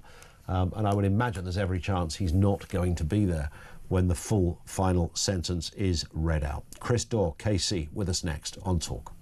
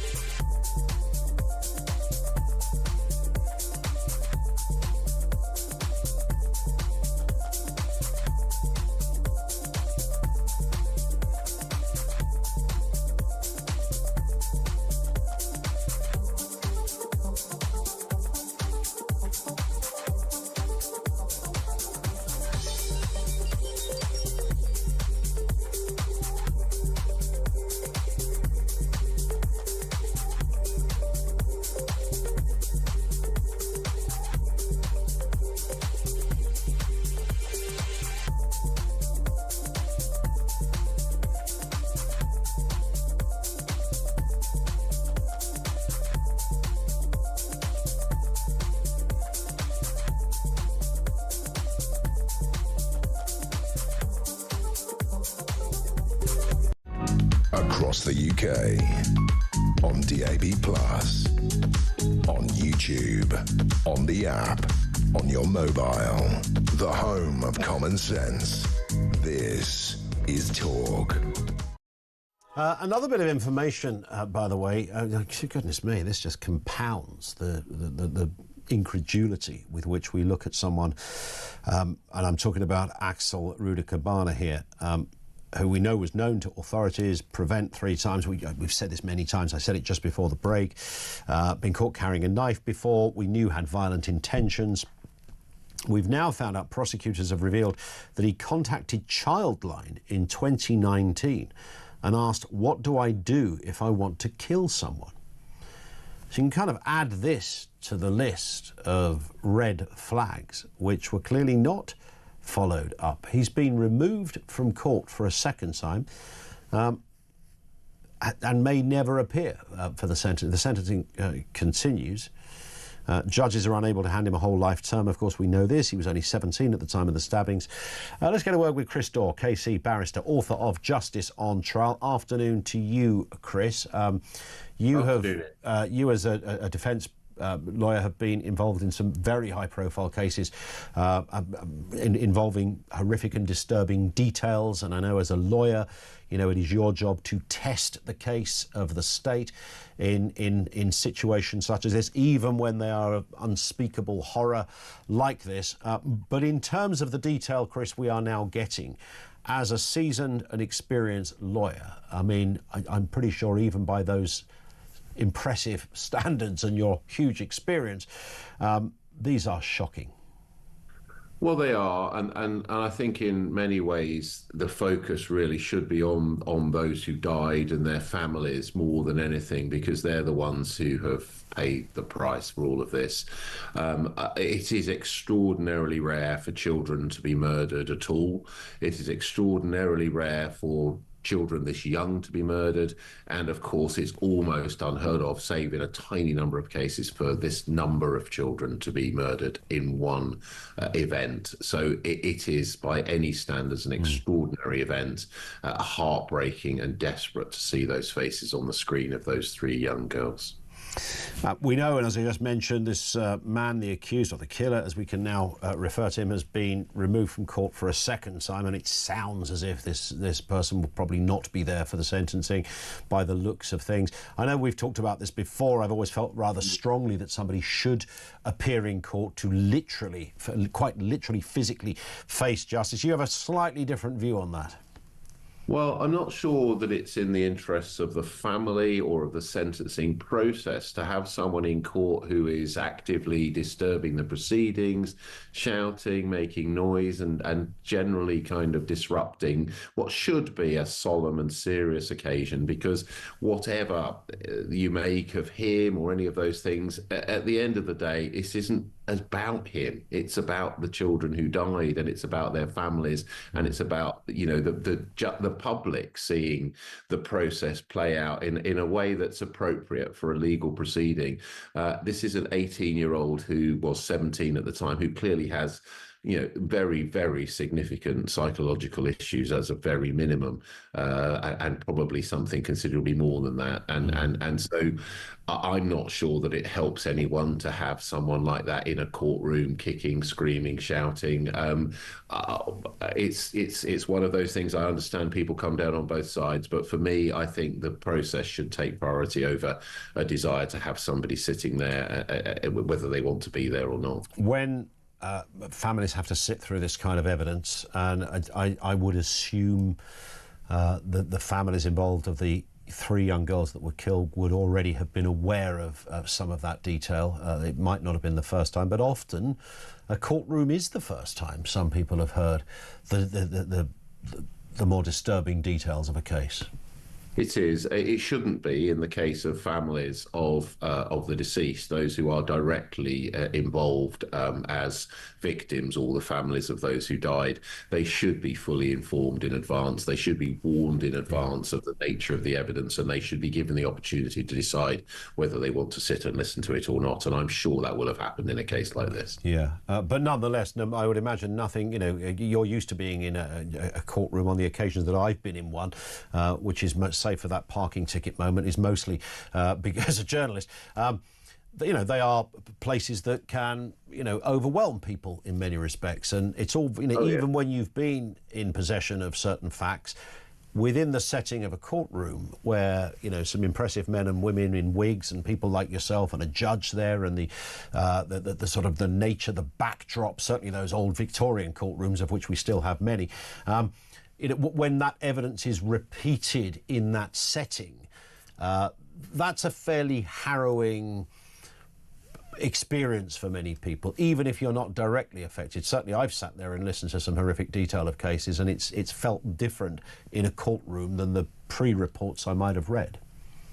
Yes, I think that's true. I think courtrooms are designed to be solemn places. They are places, of course, of generally speaking, where there is quiet and order, generally speaking, where everybody is wearing very old-fashioned, traditional clothing. Not everybody, but certainly the barristers and the judge. And there is a certain sense that this is a place where very serious things are discussed and where very serious things happen. And that's the whole point. I mean, it is a courtroom after all, and a courtroom is there to deliver justice on behalf of the public in a way that is transparent, but also respects the seriousness of the events which are being discussed. Just talk us through, if you can, Chris, because there's obviously been a lot of questions around this man in this particular case, this Ruda Kabanu man who, had previous, if that's the way to look at it. Certainly he was flagged to the authorities on multiple occasions. We've just found out that the prosecution stating in court that he 6 years ago called Childline and said, what do I do if I want to kill a child? So we've got that kind of detail as well, just to add into the mix. Lots of talk of, a cover-up by the government. We should have known more details. I'm kind of torn on that because I understand the reason why we don't. But the bit that I've never quite understood on this case, and I know Starmer tried to address it, redefining terrorism, etc.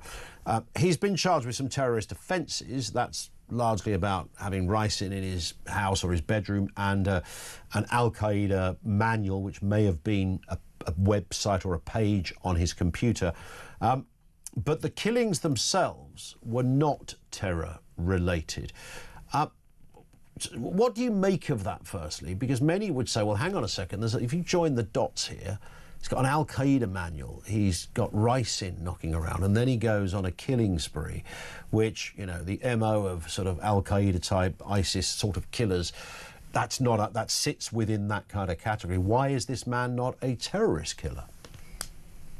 Well, I think ultimately that's a judgment that has to be made by those involved directly in the case who have seen all of the evidence. Although, of course, we as members of the public, and for this purposes of this case, I'm a member of the public. I've not been involved in this case in any way. I'm an expert, of course, but I haven't seen all of the evidence.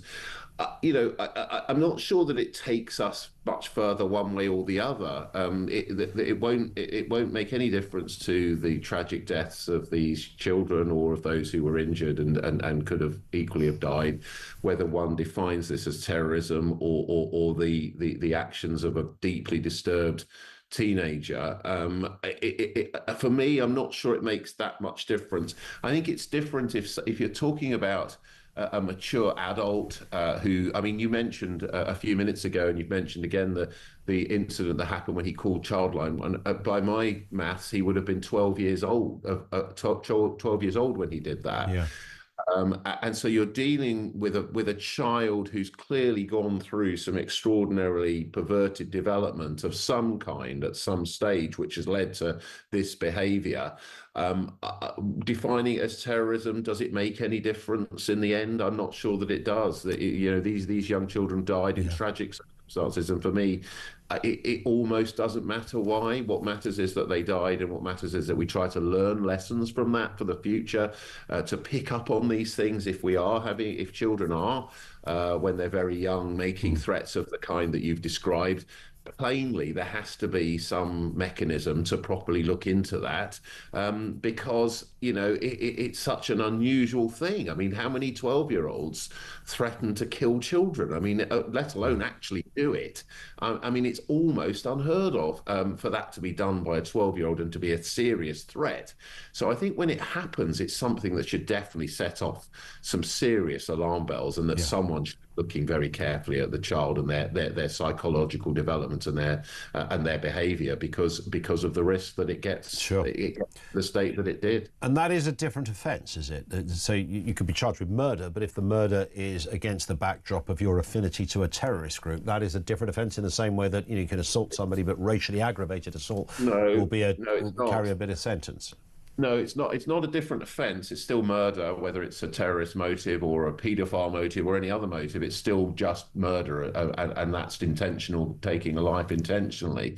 The difference is that because terrorism is considered to be something that might be deterred, there are increased sentences where terrorism is a motivational factor in a crime or a murder, because judges want to be heard, and politicians want judges to be heard saying, this was terrorism, and therefore the sentence is increased because we want to send a message out to anyone else who is thinking about terrorism. Now, whether or not that actually has any impact on potential terrorists is a different issue, but that's plainly the mindset of the system. Is if it's terrorism, we need to send out a message to try, if we can, to deter others.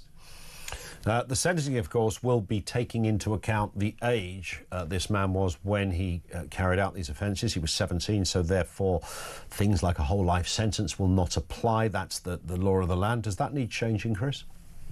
No, I don't think it does need changing. I'm not a fan of whole life sentences, full stop, because I think the system should have built into it the possibility that at some stage, even if it's only hypothetical, at some stage there will be some sort of redemption and risk reduction.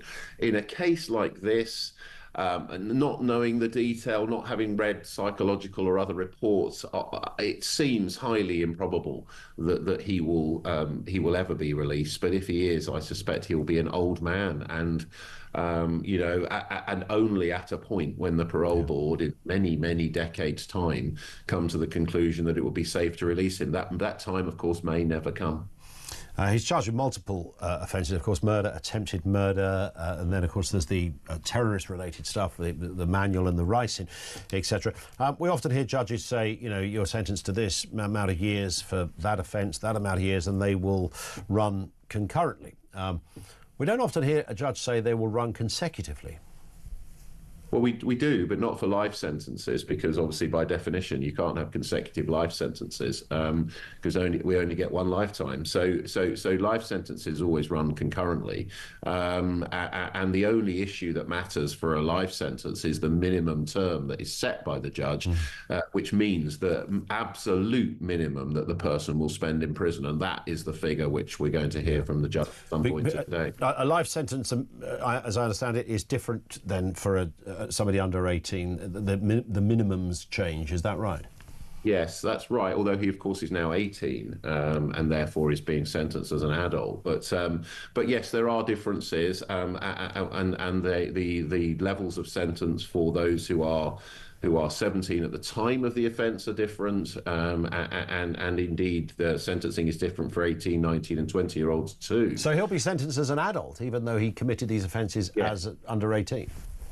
Yes, absolutely. Yes, he will be sentenced as an adult, because your sentence at the time of the age at the time of sentence dictates the sentencing regime, although there is a specific legal provision which says that if you are 17 at the time of the crime, even if you're 18 when you're sentenced, you cannot receive a whole life order, which is what you referred to earlier. But you could receive a minimum of 45 years. Oh, 50 years. Absolutely. Yeah. Well, what is the longest you've ever seen somebody sentenced? I think we had, I think the Christmas Eve killing in Liverpool, I think was something like 49 years or something like that. Yes. Well, obviously, we've all heard of these killers who received whole life orders. There are only about 70 or round about 70 prisoners in the country serving a whole life sentence. But for anyone who doesn't receive a whole life sentence, then for obvious reasons, it's rarely going to be more than 45 to 50 years, because that will generally, in most cases, take the person past the date at which they're likely to have died. Yeah. And just a point on what happened after these attacks. There was a vigil the very next day, of course, in Southport. Meanwhile, in another postcode, there were riots. And Keir Starmer, of course, made his points known on that. People were given, in some cases, quite lengthy jail sentences. I know the word riot changes the sentence if that is specifically what you're charged with, as distinct from some other public order offence. You were not a big supporter of people being jailed for Facebook and Twitter posts.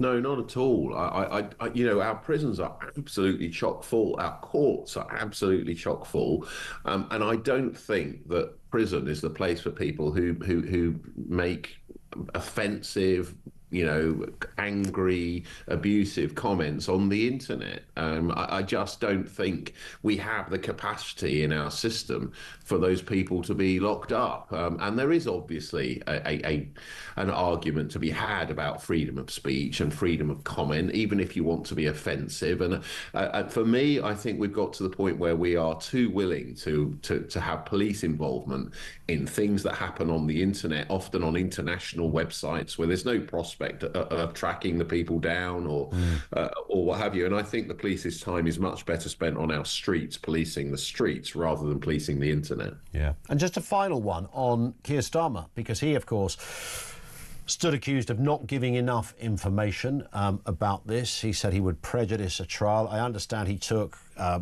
advice on that. He was told, don't go there, this is too complex and there's lots of facets to it, and every time you'll mention one thing you'll land yourself in the thick of it, etc. So he chose to really say nothing at all. They absolutely refuted any terror connection with this guy, which in retrospect, perhaps they could have said something, but Mr. Starmer's view was it could prejudice a trial, which is true, but there are things you can say.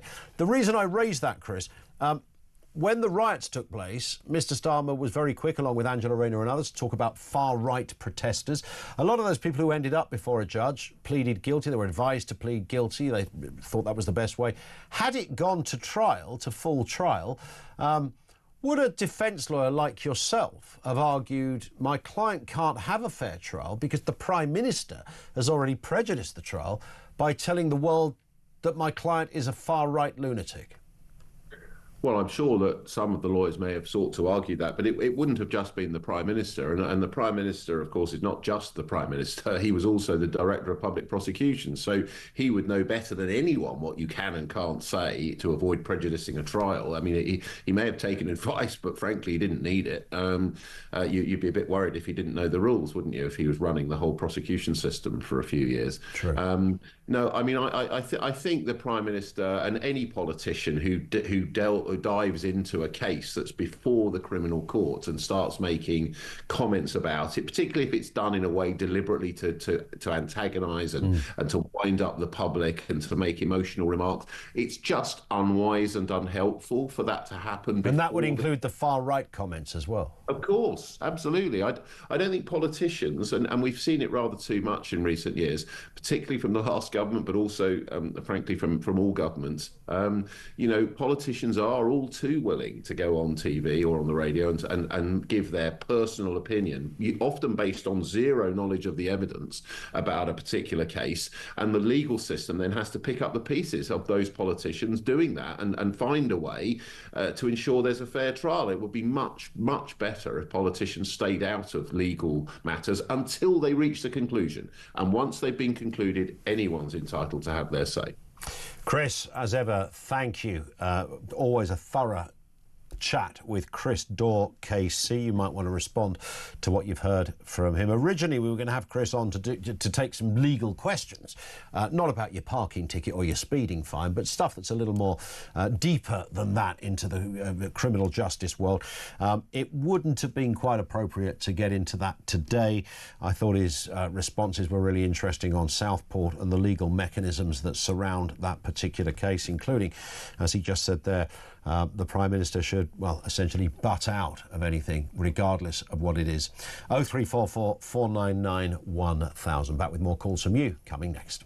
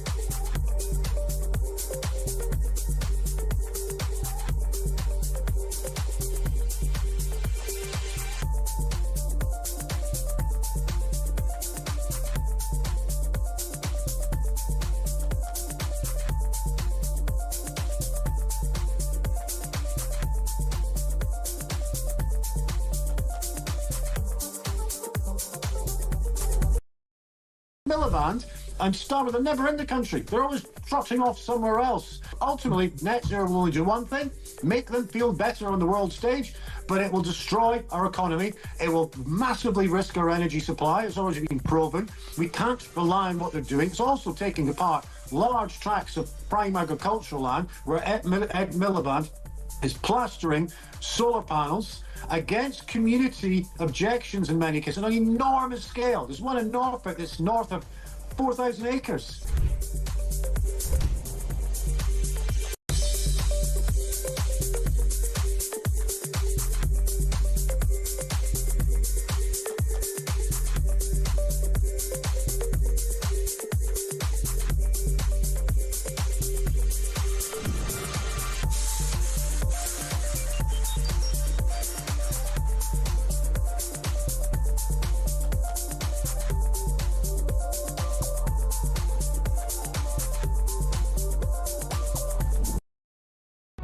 Across the UK, on DAB+, on YouTube, on the app, on your mobile, the home of common sense.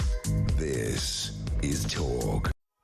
Comments coming in from you. Caroline says, Kaz is in Bedford, who says the Southport slaughter was unimaginably horrific. It was a time for Starmer to act as our leader, but he failed completely.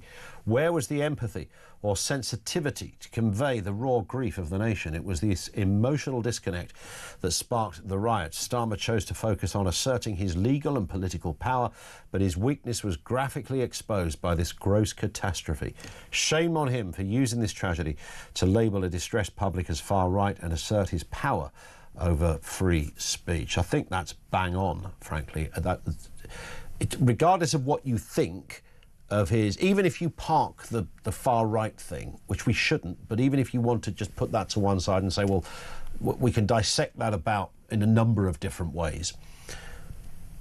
His response to what had happened here and the subsequent response, I mean, the Amazon 2-tier verification for buying a knife. I mean, you'd think even if they were planning that, don't mention it now, because it now looks like that's their only response to one of the most horrific set of murders we have ever seen in this country. And the Home Secretary's response is, what we're going to do, so that, you know, future children don't get stabbed. And I'm sorry to bring you this detail, but this does come from the case, so please be warned, it is graphic. A post-mortem revealed one of the children had suffered at least 122 stab wounds. And Yvette Cooper's response was, let's go for two-tier verification on Amazon. That's kind of roughly what we got. No real sense of empathy. No sense that you are connected to the outrage. No sense you are connected to the parallel stories associated with the outrage. Robert's in Hertfordshire. I'll tell you what I'm going to do, Robert. We've got a minute left, so it might be wise. Have we got a minute left or 2 minutes left? We've got 1 minute left. Stay there, Robert. We'll come straight to you as soon as we can. I just want to make sure you get a fair amount of time to say what you'd like to say. One here. Does any other country have a more dishonest sentencing system than the UK? 10 years means 5 or 6 years is really 3 years. Child porn is a slap on the wrist, and life sentences can mean as little as 10 years. Our courts really are not fit for purpose. More on that. We know that Ruda Cabana has been kicked out of court for a second time. It seems, and I don't base this on anything we've heard, but it seems frankly unlikely that this person is even going to be there for the final sentencing. I understand what Chris Dawes said. You don't want to turn it into a pantomime with screaming and shouting. He won't face justice in the physical sense, but the sentencing, when it happens, will bring to you here first on Talk. Let's get some news headlines now at 3.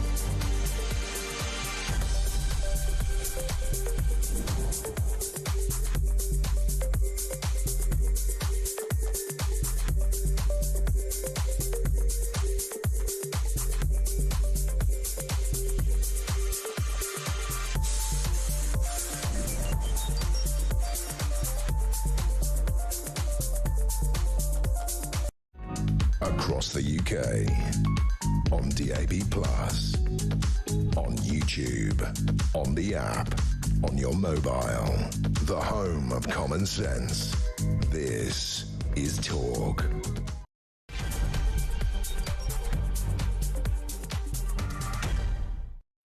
Yes, and good afternoon. Welcome back to the home of common sense. Lots to get through in this section. As you've been hearing, Axel Rudikabana has been removed from the dock for the second time during his sentencing in court. This is for the murder of 3 young girls in Southport, of course, last year. The court heard he contacted Childline in 2019 and asked, "What should I do if I want to kill someone?" It's another red flag that appeared again. No dots were joined. Also this afternoon, London is home to more than 500,000 illegal migrants, apparently. That's 1 in 12 of the population. This is according to a previously confidential document. We'll have more on that. And Britain will not shy away from robust action, says Defence Secretary John Healey. He's warned after a Russian spy ship was spotted near vital undersea cables in the English Channel. You can see Putin quivering in his boots as he hears the words of the Labour Defence Secretary. More on that on the way as well. Everything you need to know, and of course all the breaking news right here on Talk 0344 499 1000. Let's move then to this story of illegal migration. London apparently is home to as many as 585,000 illegal migrants. That's the equivalent of 1 in 12 of the capital's population. This was a previously confidential report. The new estimate has emerged in a study commissioned by Thames Water, raising concerns on pressure being placed on public services such as schools and the NHS. On Tuesday, the Home Office confirmed 1,000 migrants had crossed the Channel this year, following 38,816 in 2024, the second highest record on total. There is clearly a big issue in this area. Let's in a moment we'll speak to Mina Quibus, a researcher at the Migrant Observatory. First, Charles Hymas, Home Affairs Editor at The Telegraph. Charles, good afternoon to you. Good afternoon. Any idea, firstly, why this previous report was confidential? I mean, I can guess, but is there an official reason? There's no official reason except that it was something that was part of a process by Thames Water, essentially to establish the potential demand within London. And one of the things that they couldn't establish, or they needed to establish, was how many irregular migrants are there who may be using their services. And so therefore that's why they commissioned it. And clearly that sort of thing is potentially sensitive, but we obtained it under freedom of information legislation.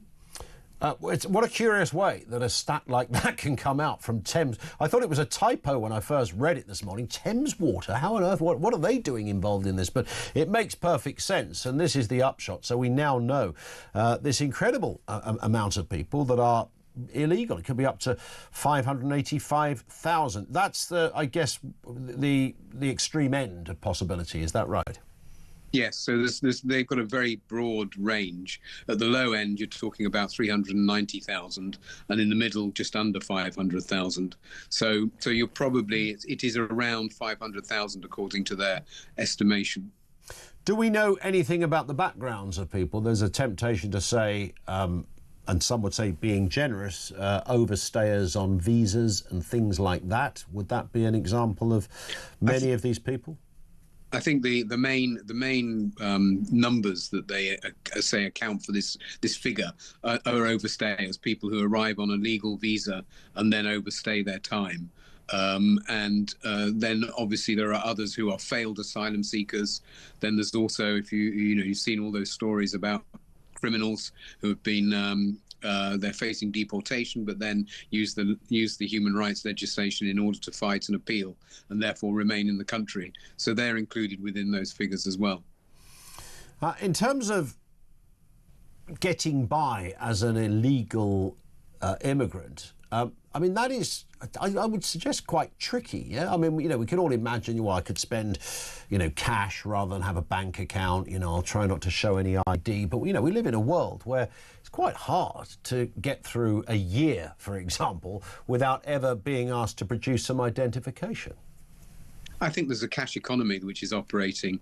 There's a suggestion of that the Home Office is doing a lot of work at the moment in terms of enforcement action on sort of black market companies which employ people to do work, and also one of the big concerns they've had, and there's been various raids on it, is the delivery drivers and these companies which are sort of the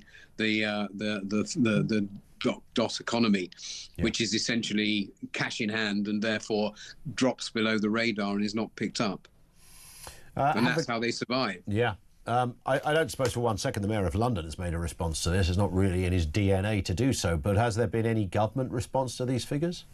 The government has basically made the point that it is it has introduced various measures in order to try and return people. They've got their border security command, and obviously they're trying to tackle the flow of illegal migrants coming into the UK. And they make the point that they've returned a record number of people, the highest for at least 5 years, back to their home countries after they were found to have no right to stay in the UK. But equally, they're also sort of saying that they don't necessarily accept the numbers. And clearly there are no official counts. Yet we've had cases in the past where former Home Office officials and senior figures have estimated figures of around 1 million illegal migrants in the UK. Yeah. So I think there's a general acceptance that it's around that sort of area. Charles, thank you for your time. Really appreciate that. Charles Hymas, Home Affairs Editor over there at The Telegraph. Thank you to him. Let's speak to Minia Quibus, researcher at the Migrant Observatory. Minia, good afternoon to you. Let's take the kind of highest possible figure there, 508, let's say 500,000. Has it always been like that? I mean, has there always been a contingent, a group of people that are not fully documented, whether they're overstayers, whether they tried to apply for citizenship or asylum and failed? Has that figure always existed? We've just never really officially seen it. Good afternoon, Ian. Thanks for having me. Now, look, the real answer and the short answer here is just we simply don't know. So this estimate that came out today is exactly that. It's just another estimate that's come. We've had a number of these estimates coming in over the years. In fact, the one we're hearing about today is based on another estimate from 2017, which put numbers at 800,000 to 1.2 million. But in all of these estimates, there's a lot of uncertainty. And in fact, we don't have any data and we don't have any way of telling how accurate any of these estimates are. And I believe that's the real issue at hand, the fact that we just don't have enough data to be able to say much about these estimates, be they larger or smaller. Yeah, I mean, I don't want to roll over on this one, but is there a sense that if you went to Paris or Berlin, New York, you would kind of see, there's always going to be some people who don't have the legal right to be in that country? Is that just the way of the brave new world we live in? I mean, look, across the world, countries are struggling with this issue. Pretty much every major Western country does have a significant unauthorized migrant population. And the reason for that is that it's really, really difficult to do anything about it, because as Charles mentioned earlier, a lot of these people are in fact are not coming here illegally, but in fact are coming here with a legal visa, and then a lot of them might end up overstaying. Yeah. And it's very difficult for states here in the UK and elsewhere to actually keep track of any of them. Yeah, and then we live in a world that doesn't feel particularly safe sometimes. And whilst I don't think anybody would say just because you overstayed your visa, therefore you're a kind of violent criminal or something like that. I've never subscribed to that. That's daft. But quite clearly, in a world where we kind of need to know who's around, I mean, there is a security issue, a serious security issue around this.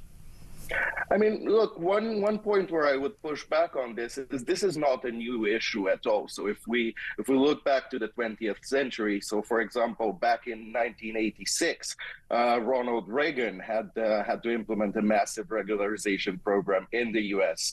At the time, and countries have been struggling with this issue for decades, and I don't believe it's anything new in that sense. But again, it's really hard to say how it's evolved over time without having any serious data behind it. In terms of what can be done about this, I mean, what is, I don't know over there at the Migrant Observatory whether you have a line on that at all. It's hard to know, but, you know, what's the answer? I mean, is this down to the ineptitude of local authorities and governments? Who's responsible? I think there's a few points here. There's no easy answer. There never is with these issues. But it's important to remember that it's not like we're not doing anything with regards to these things. So if we think back 10 years ago to the time of Theresa May being Home Secretary and the hostile environment policy, there's a lot of measures in place trying to tackle this issue. Migrants that don't have a legal right to be in the UK actually face a lot of restrictions, as you mentioned earlier, on their right to work, on their right to rent, on their right to open a bank account and the like. And it's we have these measures in place, and it's very hard to see how we can move forward. Now, one thing that we've also heard the government talk about is this idea of ramping up deportations, ramping up returns to other countries. And there's a lot of agreement across the political spectrum that that's something that we need to do. But when it comes to the nitty-gritty of actually doing it in practice, then it becomes a lot of more course, difficult. yeah. I mean, there isn't the personnel to do it, you know, apart from anything else. But, you know, I mean, we don't, by definition, we don't know who these people are, right? Right. Now, there's a number of things that have been happening. So the Labour government, ever since coming in, they've made quite a bit about their efforts to raise returns. So you were talking about the lack of stuff. We've had more than 1,000 new employees put into immigration enforcement. There's been a number of measures here, but it's still way too early to tell if they're going to have an effect. Well, we will speak again, I'm sure, maybe when Thames Water reveal another set of data. Who knows? But in the meantime, Minya, thank you. Minya Quibus, a researcher at the Migrant Observatory.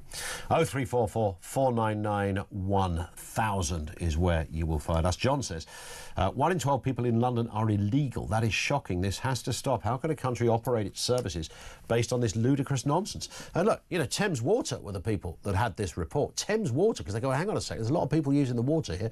Might be too many. Well, 1 in 12, yeah, way too many.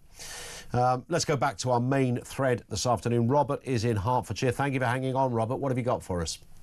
Well, I was going to talk about the Stockport killer the other day, but, you know, listening to the conversation in the last 10 minutes, I was going to change it to, you know, to these new figures that's coming. But if you want me to, I can still talk about the court case. That's fine. OK, well, whatever you feel more comfortable and confident talking about.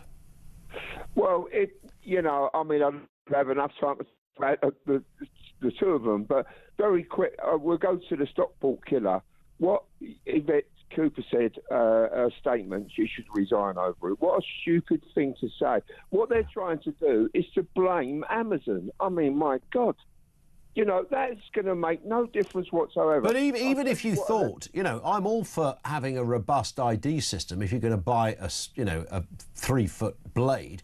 But the idea that you would kind of announce that in response to this, as if that somehow was the main reason that we're in this position and this horrendous, horrific character was able to carry out this, as if that was the reason, you know. It's not Amazon's fault, it's his fault.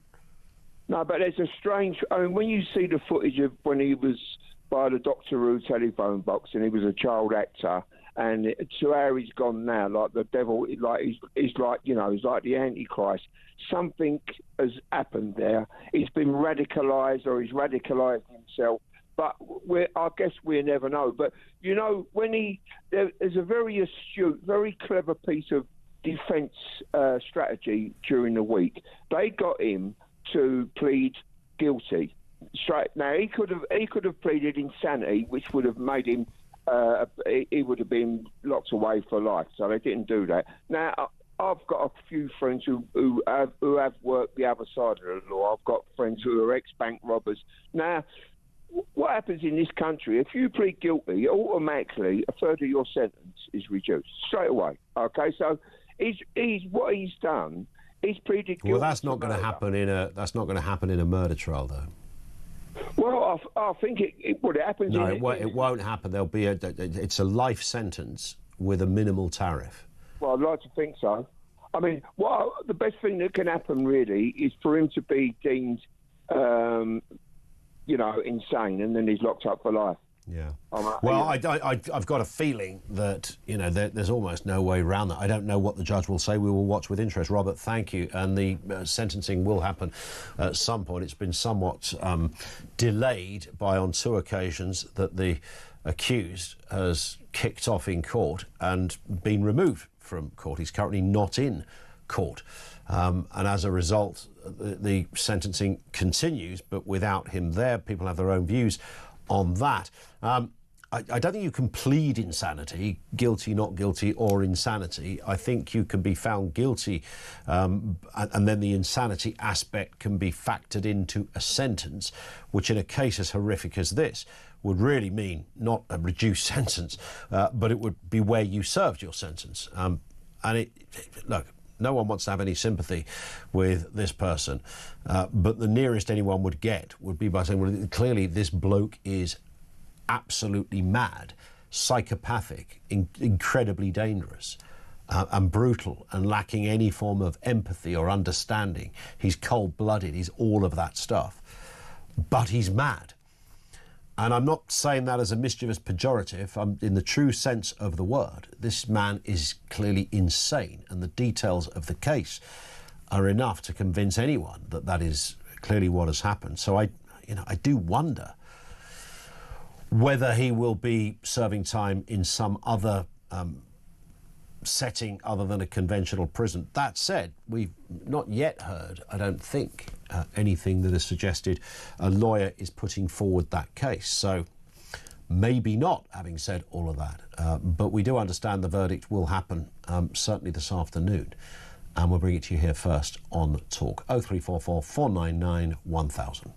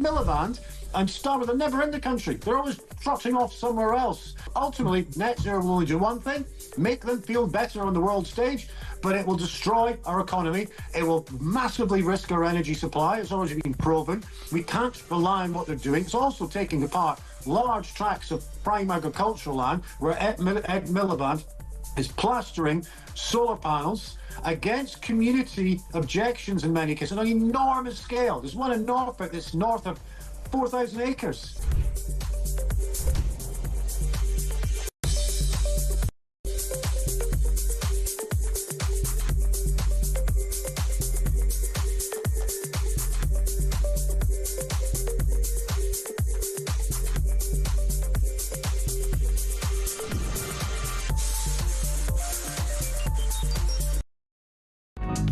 across the UK.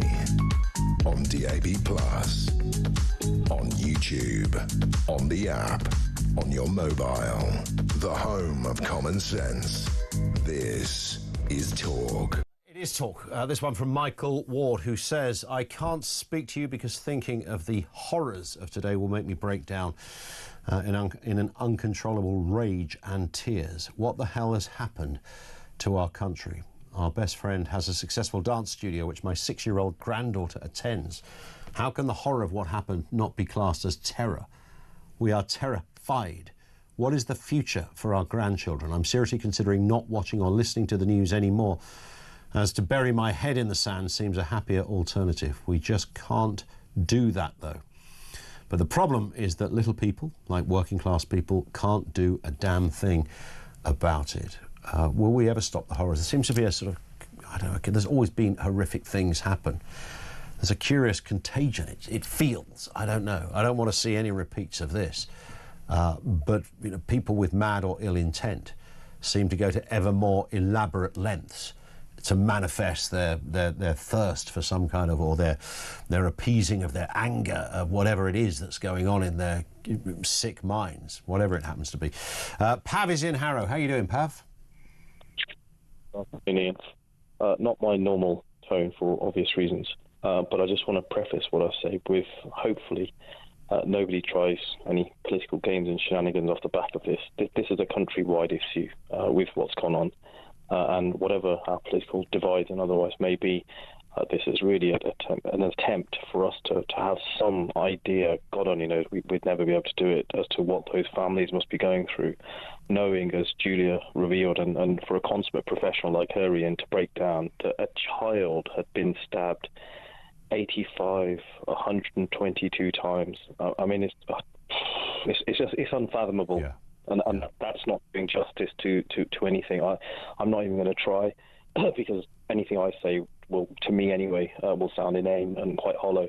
But there is one very important thing which I think needs to be addressed, and that is that for many years, for the last 10 or 20 years in this regard, there have been various calls from organisations, particularly the UN, about the way our law is set up in this country. For those who don't know, the age of criminal responsibility has been 10 here since 1963, and there have been various calls to push that up in line with European countries, because the United Nations felt that this was against children's rights. Now, I understand that this particular, I don't even name him, I think, frankly, I don't even want to name him, this psychopath, this psychotic individual. I know he was a lot older, but I do think that we live in a world where we have to be realistic.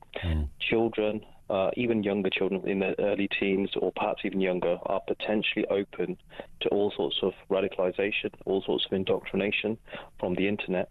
And if we were to turn around and try to amend that criminal responsibility, we would be doing an injustice, in my opinion, and a disservice, because whether we like it or not, and it applies to human beings as well as children, unfortunately there are people, and the James Bulger case for me very, very well played this out, and I was very, very young at the time, but I remember the somber attitude, and I've got to be honest, I've been racking my brains. I can't think of anything on that level that's happened since this. Forgive me if I've missed something, but I can't. And I just think that, we need to turn around and reflect the fact that we have to understand that, unfortunately, and it's a very, very small, probably negligible, percentage, are capable of this harrowing, this chilling, inhumane, whatever barbaric you want to call it, a set of actions. And that is what really is the issue there, is that when that then happens, yes, it's never going to give closure to the victims and their families, and I fully understand that, because at the end of the day, in this instance, they've lost, girls and children budding who, by all accounts, were very intelligent, very well-mannered, had a lot of potential in life, is what I'm hearing and what I've been reading. But at the same time, we need to ensure that as best we can, society needs to be protected and insulated. And often it's children who are going to be the victims of these things, in terms of fellow children. And it shouldn't be the case where people want to play rights or push political campaigns in that regard. Because at the end of the day, when that was set, it was set for a reason. Yes, we live in a different world now, But I just think, we are, both ourselves, the Americans, do the same sort of thing. It's very rare that children can be tried for adult crimes, but this and stuff like this happens to be one of them. Yeah. And I'll leave it at that, Ian. I'm not normally shy, but I think it's just one of those days that I just, I think it's best less said. And, our hearts and thoughts go out. Thanks, Ian. Cheers, Pav. Thank you. Pav in Harrow. Robert in Nottingham says, if the sentencing of the rioters can be televised, then why is the sentencing of the Southport killer not being televised? Well, the televising of a trial is usually down to broadcasters as to whether they would choose to televise it.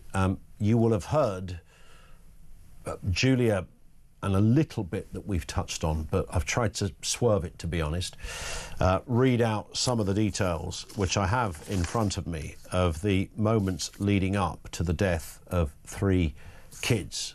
And these, remember, were children of 9, 7 and 6. It would be, frankly, irresponsible to simply broadcast that in any sort of capacity.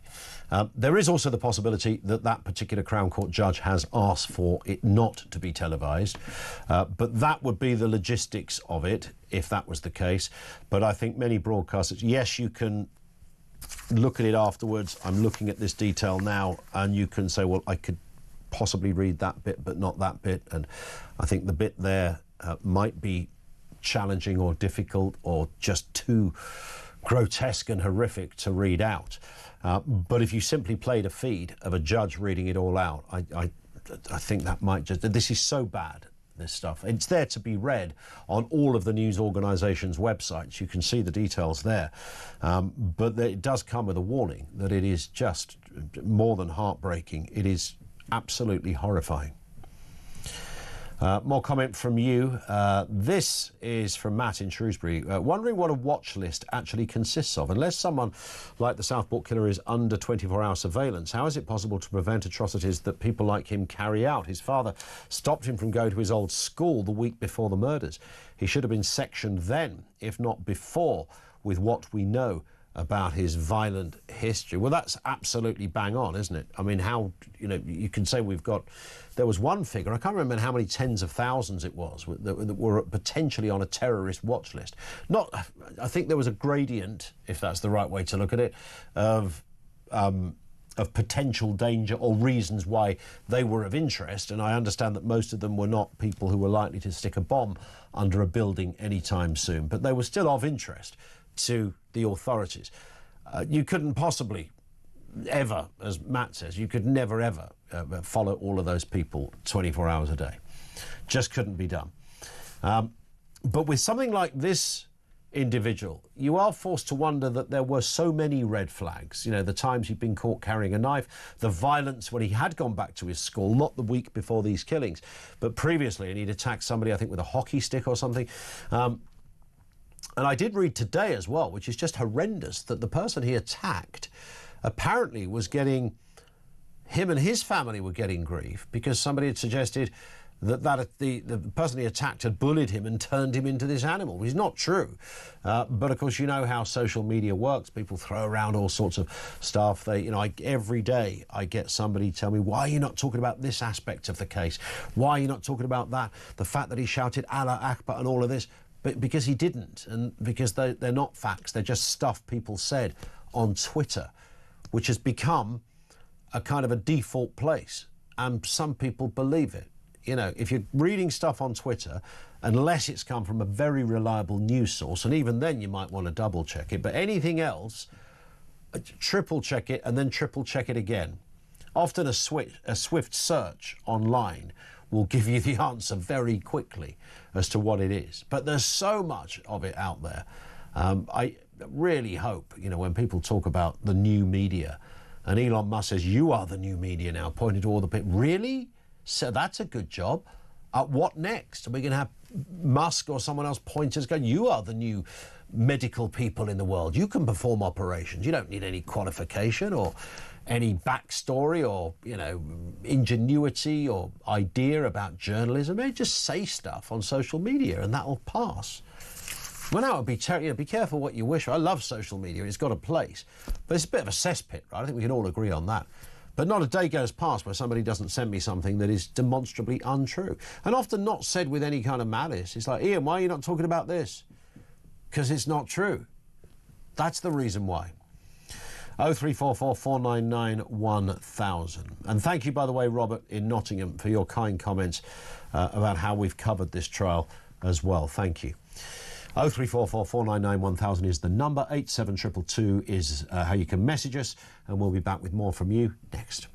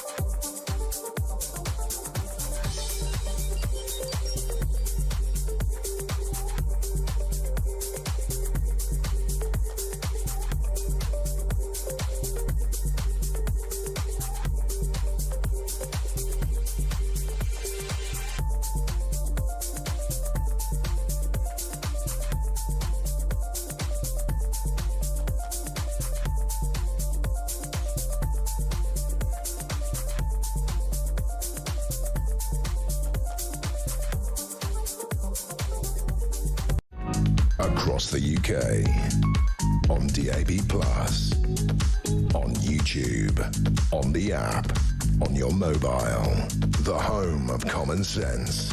This is Talk. I suppose there is a vague possibility that the actual sentencing, the part where the judge simply delivers the verdict, or delivers the sentence, there may well be footage post the trial if the judge had agreed that it could be filmed at all. But the detail, the build-up to the detail, I can imagine the judge himself saying, I don't want cameras around for this. But certainly broadcasters would have, it seems universally, if it had been available, universally refused to have broadcast details of such a graphic and horrendous, upsetting nature. 25 to 4. Now, a Russian spy ship is being tracked by the Royal Navy as it sails through the English Channel. This is according to Defence Secretary John Healey. He says he's issued a stark warning to Vladimir Putin saying, "We see you," and promised robust action to protect Britain. It comes as US President Donald Trump issued a warning to the Russian president to bring an end to the war in Ukraine. Let's get a word from Cormac Smith, former Ukraine Foreign Minister advisor. Cormac, afternoon to you. Mr. Trump, of course, made a lot of noise about this, initially saying, I'll have this thing solved in 24 hours. I get, that was an aspiration. I'm not expecting him to, but it can be solved. Is there any hope that Mr. Trump being in office is the answer to the problem? Ian, lovely to see you. I haven't spoken to you in a while. No, indeed. Look, I think I do have some hope about Trump being in office. And, the morning after he was elected, well, I've said two things last year. The beginning of last year, I said that I firmly believed that America as a reliable security partner was most likely lost as we had known America for the recent decades in Europe. And Europe needed to wake up and stand on our own 2 feet. And, you know, that leads into greater defense spending and so forth. We can discuss that. But also, and I thought that that could be a silver lining in the election of Donald Trump, because quite frankly, I don't think he can do any worse than the recent Biden administration have done, who have significantly let Ukraine down. Yeah. I think it's interesting that Donald Trump seems to have changed his tune. He initially talked about ending this war in 24 hours. And what we've heard from him recently is a lot more circumspect. And he is talking about the first 100 days. And he is certainly talking about a deal needs to be done and so forth. But I think I take it as hopeful that he made this first statement. He addressed Vladimir Putin and told him he needed to make a deal rather than addressing Zelensky. And one other thing that I would say, somebody was saying the other day that Boris Johnson, who may have been in Donald Trump's ear, and we do believe that Boris Johnson has Donald Trump's ear. And, you know, whatever else one might want to say about Boris Johnson, he was a fantastic supporter of Ukraine and is recognized as such out there. So I am hopeful, but, you know, Donald Trump is famously unpredictable and transactional. I think as part of whatever deal is done, I think a lot more lies on our shoulders in Europe. I think we need to really step up our spending. Trump has indicated 5%. I think that's his opening bid, but certainly we're talking about a minimum of 3%, which is quite far away from where our government is at the moment. Yeah. Do you sense that Mr. Putin would listen to Donald Trump? I hope not, because if he doesn't, he may well incur the wrath of Donald Trump. And I think there's a great chance that Putin will not listen to Donald Trump, and that he may get things very, very wrong. And we should remember that the tables are turned since the last time Donald Trump and Vladimir Putin sat down together. That was in 2019. At the time, Donald Trump was under a huge amount of pressure. He was being indicted, and Putin was flying high. Donald Trump has never, like it or not, been more powerful than he is today, with, you know, both houses of government and the majority across the country, and having swept the swing states. He is in a massively powerful position, with an army at his disposal that spends as much as the next 10 armies on earth combined. So, I think if Putin does not bend the knee to Donald Trump, which I think and hope he's unlikely to do, I think he could incur the wrath of Donald Trump. But as you know, as a friend and supporter of Ukraine, that's probably my hope. Yeah. What is, on that point of hope, because we all retain some of that, this has been bloody, it's been vicious, it's been, horrendous to see on European soil something like this happen. What is your best assessment of what you think might happen over maybe the 100 days, or certainly in the near future, Cormac? Oh, I find this difficulty, and because I'm very maximalist, and I believe that any deal which leaves any Ukrainian territory in Russian hands, and we need to remind ourselves that Russia currently holds about 20% of Ukraine. That's an area roughly the size of England. Probably hundreds of thousands of Ukrainian civilians and soldiers have been killed. Whole cities have been effectively wiped off the face of the map, and there have been the most, horrendous cases of rape, torture, murder, kidnap of children. The list goes on, well documented up to United Nations level. So any land that's left in Russian hands will gift to Russia the natural resources that land is rich in. It will leave the Ukrainian people in those occupied territories at the continuing mercy of Russian barbarism. And we know that Putin negotiates in bad faith and always breaks his word when it comes to Ukraine. So there is no doubt that if we simply freeze the lines or whatever, that Putin will lick his wounds. He badly needs this opportunity to do so because he has the Russian economy is in free fall, and he has his losses are over 800,000 either killed or seriously maimed and wounded at the moment. It's horrendous. But, you know, if that is the case, if it's a less than a maximal settlement, I think Putin will spin it to his people very, very easily and successfully as a Russian victory. And, you know, we have been reminded by our top generals and top diplomats, both current and former, that we need to be ready to fight a war with Russia by the end of the decade. Yeah. And I always quote General Sir Roland Walker, who's the current head of the British Army, who said just before Christmas, the British Army is not ready to fight.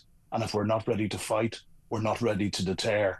And, you know, Britain spends more on defense than most countries across Europe. It is only the countries in the eastern neighborhood, the Baltics and Poland, who are spending at or above the 3%, which is now being talked about as an absolute minimum. So I'm concerned.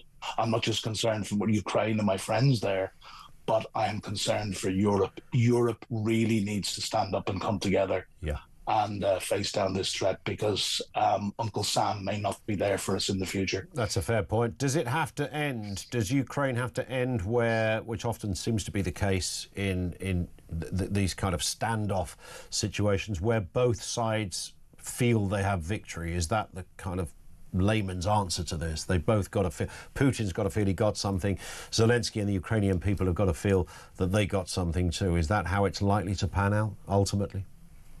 It may pan out that way, but, you know, if I can say it's not the way I think it should pan out. And, you know, this point that all wars end at the negotiation table, no, they don't. The Second World War, which was against an absolute evil, ended in the defeat of Adolf Hitler and Nazism. And a smaller and more recent war, the Falklands War, did not end around the negotiating table. It ended in absolute defeat of the Argentinian junta and their surrender. So I think that anything less than driving Russia off Ukrainian land, which they have absolutely no right to take, apart from the horrible atrocities that they have carried out there, not for 3 years, for 10 years, Ian, remember, actually going on 11 years since this war began with the annexation of Crimea and the invasion of the Donbass. And atrocities have been going on since then.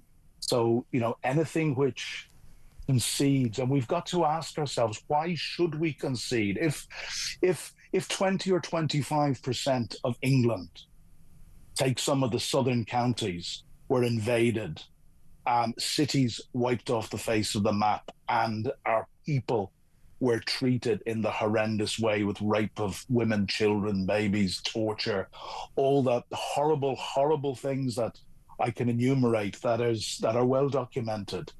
How would we in Britain feel about a compromise deal that said, well, I don't know, whatever country had invaded us, maybe the French, you know, I'm joking, but I'm making a example. How would we feel about saying, oh, you know, they must be able to walk away feeling they've got something? This is an absolute war between good and evil. And I'm afraid if we do go for a compromise which Russia can spin as a victory, I have a saying, it's our money and guns today, and I think we need to pour a lot more into Ukraine now, or it's our daughters and sons tomorrow. Because again, to quote one more person, Mark Rutte, the new Secretary General of NATO, made a very, very important speech on the 12th of December. And that was where he talked about the minimum of 3%. But he said, you know, if we don't do this now, it's going to cost us much, much, much more. And I counted 3 muches. Yeah. So, you know, I don't have a crystal ball, Ian. I have my fears.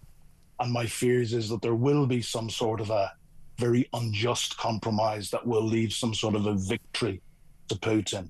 That's very unjust, and that will cost not just Ukraine, that'll cost all of us tomorrow. Yeah.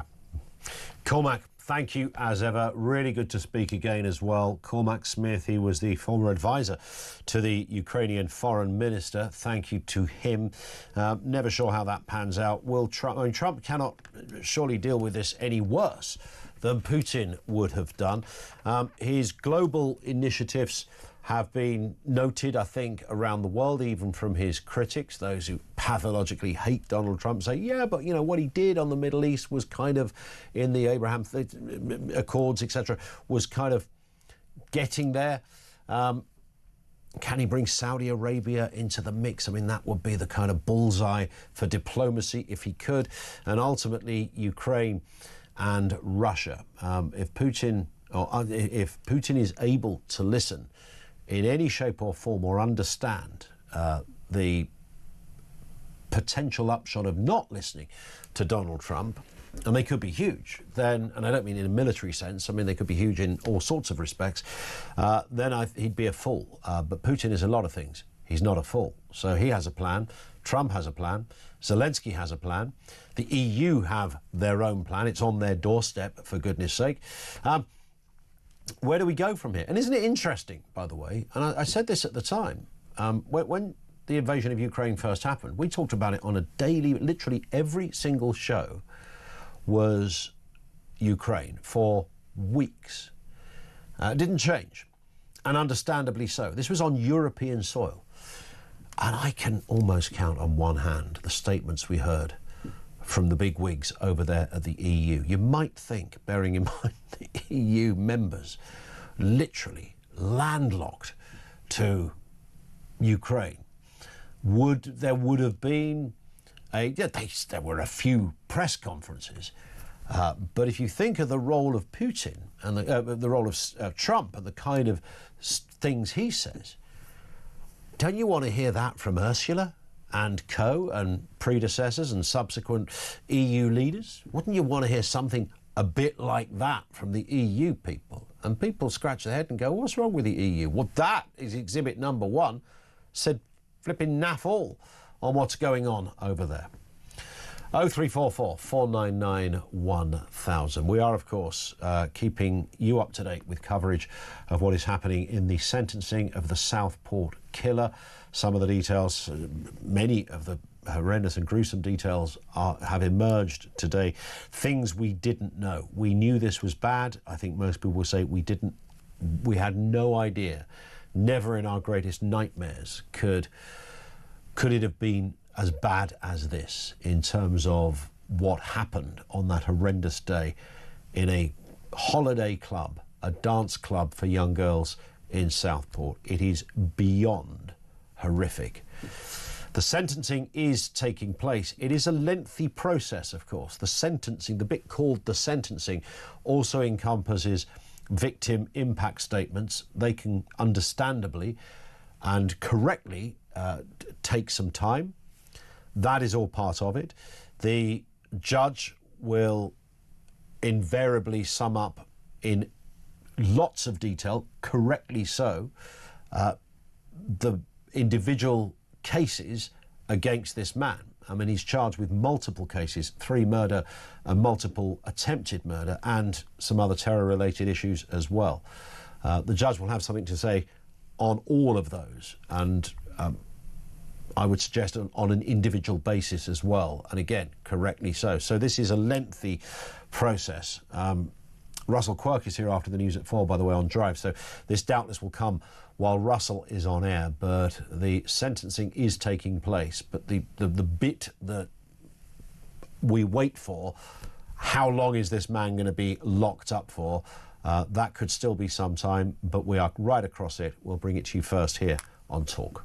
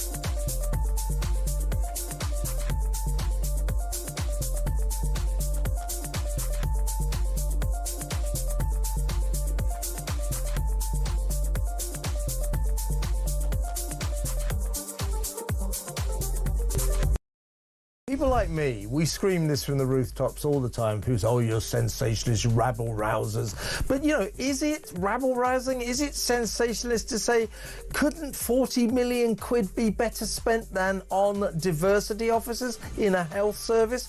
Do you really need 3,500 middle managers earning six-figure salaries or often much more? Is that rabble-rousing, or is it just a sort of hollow cry of common sense?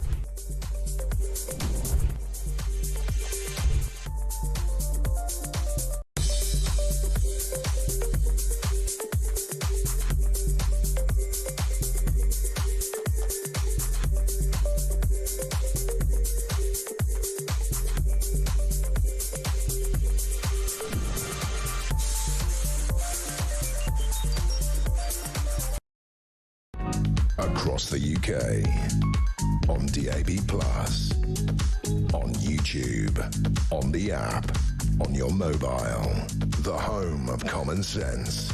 This is Talk. Alan in Nottingham says perhaps the UK Navy can take robust... This is the UK Navy, of course, who are apparently following a Russian spy vessel because the spy vessel was having a mooch around some communication cables underneath the English Channel, and the submarine boys from the Royal Navy went, hello, that's not right. The alarm bells went off, so they went and had a sniff. And the Defence Secretary, John Healey, has gone, yeah, we're watching you, Vlad. He'll be quaking at that. But Alan says, well, maybe the UK Navy can take similar robust action against illegal small boats from France while dealing with the Russian shadow Navy sabotage attempts in the Channel. Great show as well. Thank you, Alan. Well, you might think so. I mean, the old subs, they've got all sorts of radar and amazing kit on board. You'd think so. Howard's in Blackpool. Howard, what have you got for us? Afternoon to you.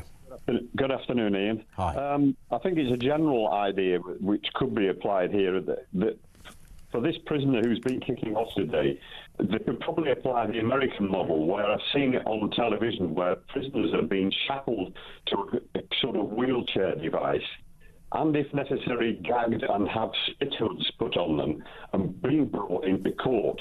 So obviously they're not going to be able to shout and do anything because they're shackled to a wheelchair. Yeah. So I think that it sounds extreme, but it does the job. And I know the human rights, civil liberties minority will kick off about that. But I guess the question, just to interject, Howard, the question some people might raise on that, because I kind of want to agree with you and go, because I did suggest something similar to a lawyer a few months ago who said, no, you can't do that. But would it turn into... Would it be too upsetting for the families and the victims' families to sort of see this played out in that way? Or would that be, I don't know, maybe they would be divided on that proposal? Well, they could be. But I think it's more, you've got to just, the authorities have to take back control, really. Yeah. At the moment, when somebody does this, they're in control of the situation almost, aren't they? Because the judge obviously has to have the person removed from the courtroom, because otherwise it would just descend into chaos. Yeah. But I think, I'm not sure whether families would be upset with it, because they just want to have to carry on with this very distressing sentencing situation of having to sit and listen to what's going on. So indeed, I would hope the judge might implement consecutive life sentences as opposed to concurrent ones, because he can do that apparently. But whether they will or not, we will. I think we're going to get that information probably in the next hour or so, I think. Howard, thank you. You get a final word on this, and that is the difficulty of, in my heart, I think I want someone to face the music. I think part of justice and justice being done and seen to be done is literally having that prisoner, the accused, in the courtroom, the surroundings, the judge, the jury, the family, the victims and the victims' families, etc., having the person there, looking in the eyes of that person, and the perpetrator, the killer in this case, literally facing justice. I've always thought that should be part of it, but I also understand, and Russell Quirk is here, he's here for Drive. I understand, Russell, that I can see how that can turn into a pantomime as well if you literally drag somebody in. Well, and he's made it a pantomime. He's been dragged out of court twice today for misbehaving and shouting and feigning illness, it seems, despite medical fraternity saying there's nothing wrong with him. So he is determined for this to be all about him, which is beyond disgraceful, of course. Question now, Ian, is, of course, when will the sentencing be laid down? Will it be today? Will it be adjourned? We just heard from a lawyer who said, look, I think in everybody's interest to get this done today. But, of course, courts are not renowned for sitting late. There's the pressure on the families, of course, that we need to think about. So who knows? Could break in the next hour. It might go on till tomorrow. Yeah.